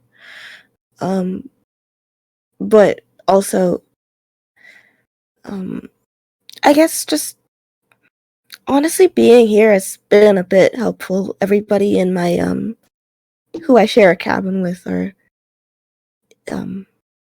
very good at or persistent in reminding me that I do a lot of things for everybody else. And I appreciate it. And it's not pointed out ever when outside of here. So I guess I don't know. I guess if I think about it, maybe that's important because I guess I can't really give energy if I don't give myself energy. I think maybe. Exactly. You are a candle burning. And eventually, if you don't take care of yourself and keeping that wax maintained, you're going to burn out. So, your cabin mate's helping remind you that you can't spend all that time on everybody else because you'll just keep burning and burning down. Is fantastic. Keep yourself burning as long as you can by making sure you aren't lighting everybody else's candle. So what we're going to do as far as an action plan, and she respectfully shuts all these folders that you've been placing out on the table on the desk in front of them, shutting them and putting them to the side, says, we're going to focus on getting you a support system even outside of camp that helps make sure that you aren't always doing that. I understand that you're doing a lot of volunteer work with Dr. Jackson. Mm-hmm. Yes. That's great. That's giving you hands-on experience. But you have to remember, you're not there 24/7. So you shouldn't be 24/7 for other people. You have to be able to take some time away for yourself. So let's work on that. Okay. I will. Okay. I will do that. Not you'll. We'll. We're a team. And that's going to be something that kind of comes to the crux of every one of you's situation is we are going to work on it together. You're not alone in this.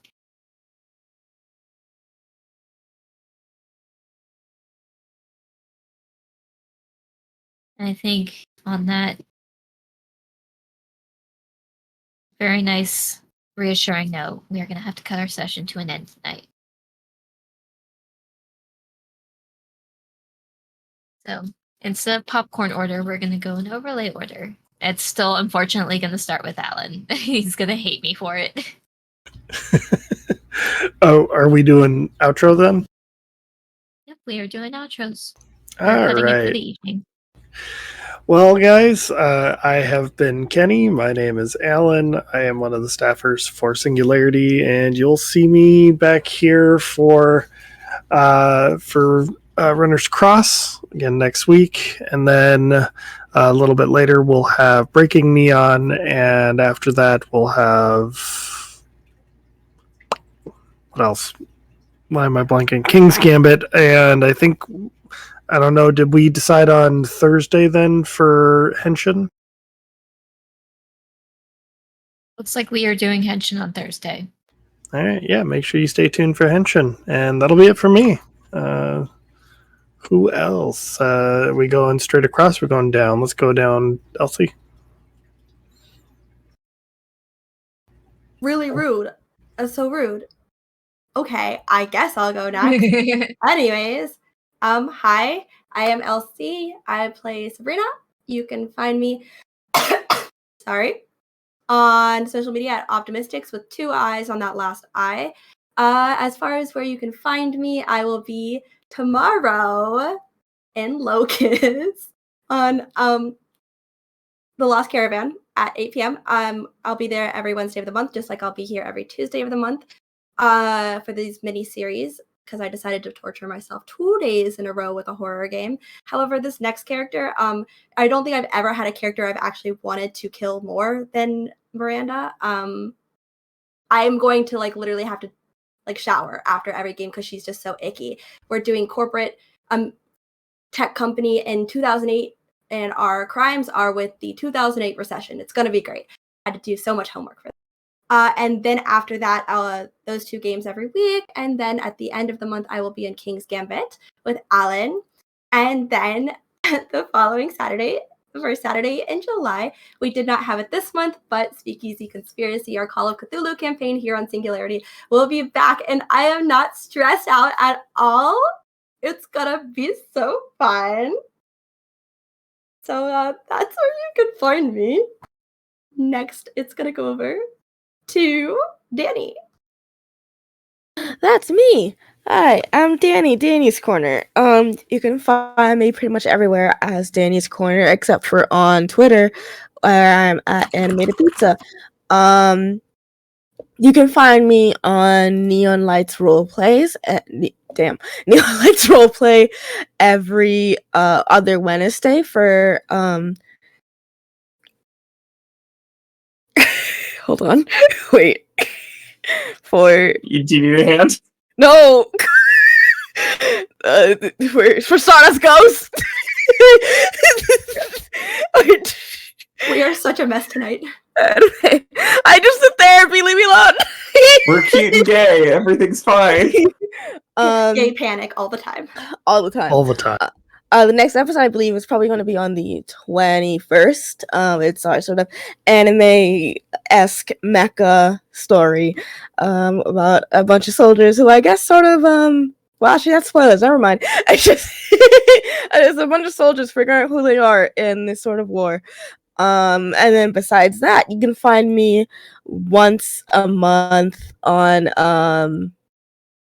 okay, y'all on Siren Nation Uncensored, where we're playing Monster of the Week, where we're a bunch of ghost hunters hunting ghosts. Yeah, that's us. We burned a gas station. And then you can also find me on Vancouver by Night now every Saturday is when the episodes are airing. On every Saturday, I believe, at 8:00 EST, for the showing of our mini series, Bonfire for the Lost. It's a Vampire the Masquerade series, and yeah. Okay, I think that's. Oh, hi! For the month of June, Hearth Guild, the all lesbian game group that I'm an admin for, is running a charity event, raising money for TYEF.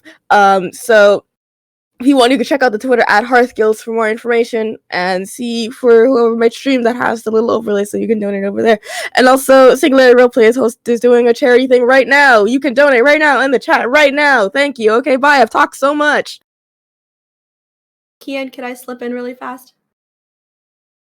Okay, I forgot. I'm in 2 Chaos Crew things. If you enjoy absolute panic all the time and me not making sense more times than this game right here, on the 22nd in the Lost Caravan, we have our Chaos Crew game. We're playing Triangle Agency, and on the 25th, we are still doing an undetermined game for Bard Rock Cafe, and that's on the 25th. And that's it. Thank you, Kian. Take it away. No worries. Hello, everybody. My name is Kian. My pronouns are they, them, theirs. You can find me on Twitter at uptight_chiffon.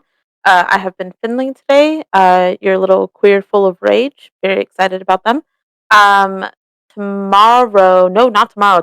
On Thursdays, you can find me over on Sword and Key. I am part of the Invisible Sun campaign for the last 2 episodes that we have, so it is wrapping up. Very chaotic there. We're going fisticuffs with an angel. It's going to be a lot of fun. We lost the first time, so hopefully this goes better. Every other Saturday, you can find me over on Lost Caravan. I am part of the Fabula Ultima campaign, which is just, I'm trying to get a dragon. We met a dragon, and I'm trying to get another dragon, so we're going to see how that goes. I will be here, of course, every Tuesday, returning as Finley.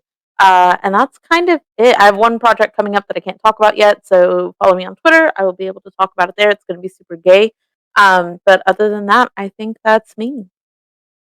I'll pass it over to Furman. That's me.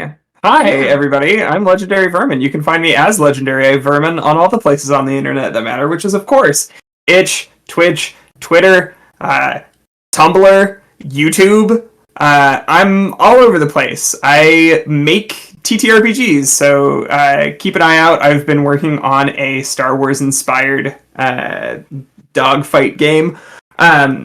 And of course, if you want to see more of me doing this thing and making people cry, myself sometimes included, you can catch me this coming Thursday on Neon Lights Roleplay for another game of Frozen Rain. We're closing out our big Lancer campaign. Meg is also going to be there. It's going to be big. It's going to be emotional. I'm gonna probably kiss not only the AI that's in my robot, but also one of the other pilots. I won't say who. But it's exciting. Also, keep an eye out for me continually on Neon Lights Roleplay. I literally had my calendar open just a second ago.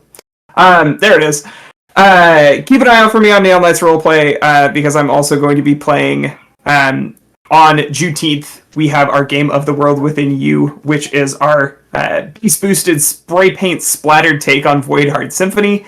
It's a cross between Persona 5 and Jet Set Radio, and I'm really, really proud to be representing Neon Lights Roleplay on Juneteenth in particular. We always have a charity that we stream with, so keep an ear out for who we are going to be streaming in support of on the World Within You. Finally, on the 22nd, I will be in Last Transmission again with Meg, and again, Meg will be my camp counselor. Trying to kill me. My camp counselor who's trying to kill me. Yeah. Have I got anything else? No. That's it. I love you. I give you uppies. I'm so proud of you. Good night. Oh my god, The upbeat- that love it so much. That was so cute. I loved that. Hi, Bye. everybody. I've been Meg and/or Meg Mysteria. Hi, I got to do my outro too. But, yeah, as was mentioned, you can find me at Frozen Rain is apparently the 8th. I thought it was next week. We're gonna look at some scheduling. Shit. We've got Henshin, we've got Frozen Rain. I know for definitive that the 22nd of this month is going to be the next episode of Last Transmission.